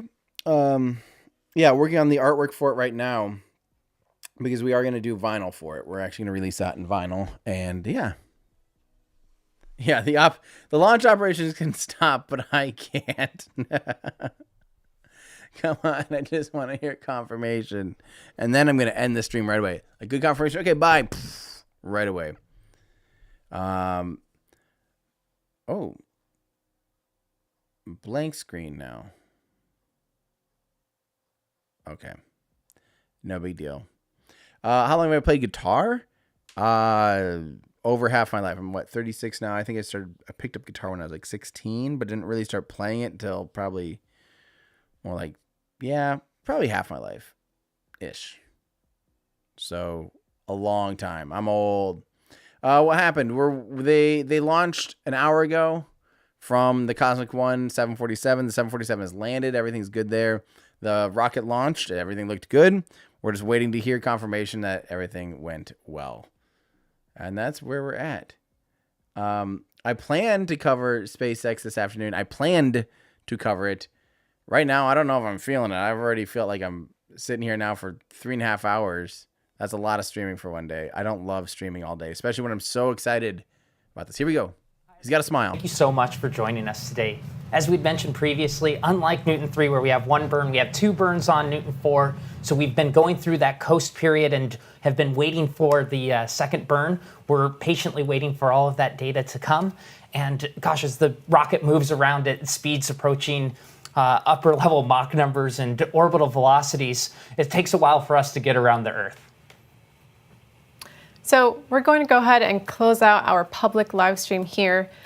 Just so you all know, everything has been nominal up to this point. We expect that everything is still going well, but it's going to take a minute for us to get the rest of that data and be able to confirm successful payload deployment. We expect that we'll receive that data in about an hour, so just stay tuned.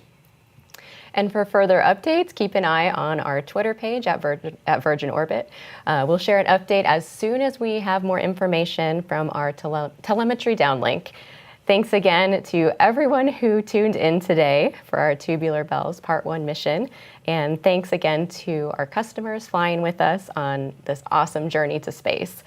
We'll see you all again soon for our next mission with LauncherOne. Well, I guess that means I can finally begin to wrap. I don't know. I know there's a lot of people being like thinking that's really suspect and stuff, but we have nothing else to go on. This is our second launch, a third attempt ever, second launch ever. So it's not like we can be like, well, obviously their data upstream link takes blah, blah. Like, we don't know. We'll just wait to hear from them. That's my stance on it. Let's wait. I'm not waiting. You guys can wait. We'll check out Twitter, like they said, follow them on Twitter, get some information from them. That leaves me to be able to go. And we'll see how I feel in about an hour, whether or not I'll be doing the SpaceX Transporter 2 live stream or not. I don't know. I don't really want to keep streaming today. I don't know. We'll see. But I do, regardless of whether or not everything was perfect at the end of the day and all the deployments went well and everything, huge congratulations to Virgin Orbit, sorry. It's just awesome to see that system working because it's such a crazy idea. Super cool to see it happening.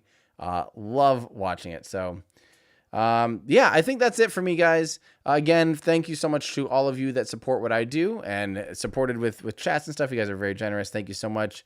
Including one last one here from Musical Wolves. Would coffee make a good test payload? I don't know. Maybe the beans would, but I don't think the liquid would be a smart idea. So thank you very much for all of you that watched along with me here today.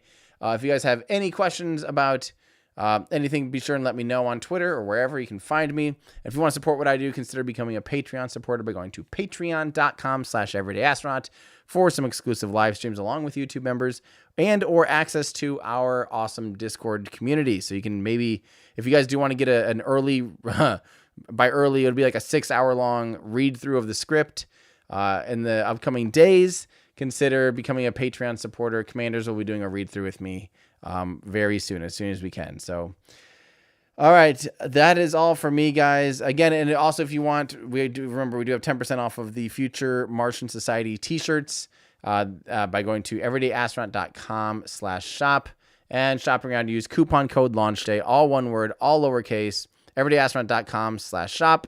Get yourself some cool stuff that really makes everything possible here on our end. So thank you guys so much for hanging out with me today. That's going to do it for me. I'm Tim Dodd, the Everyday Astronaut, bringing space down to Earth for everyday people. Goodbye, everybody.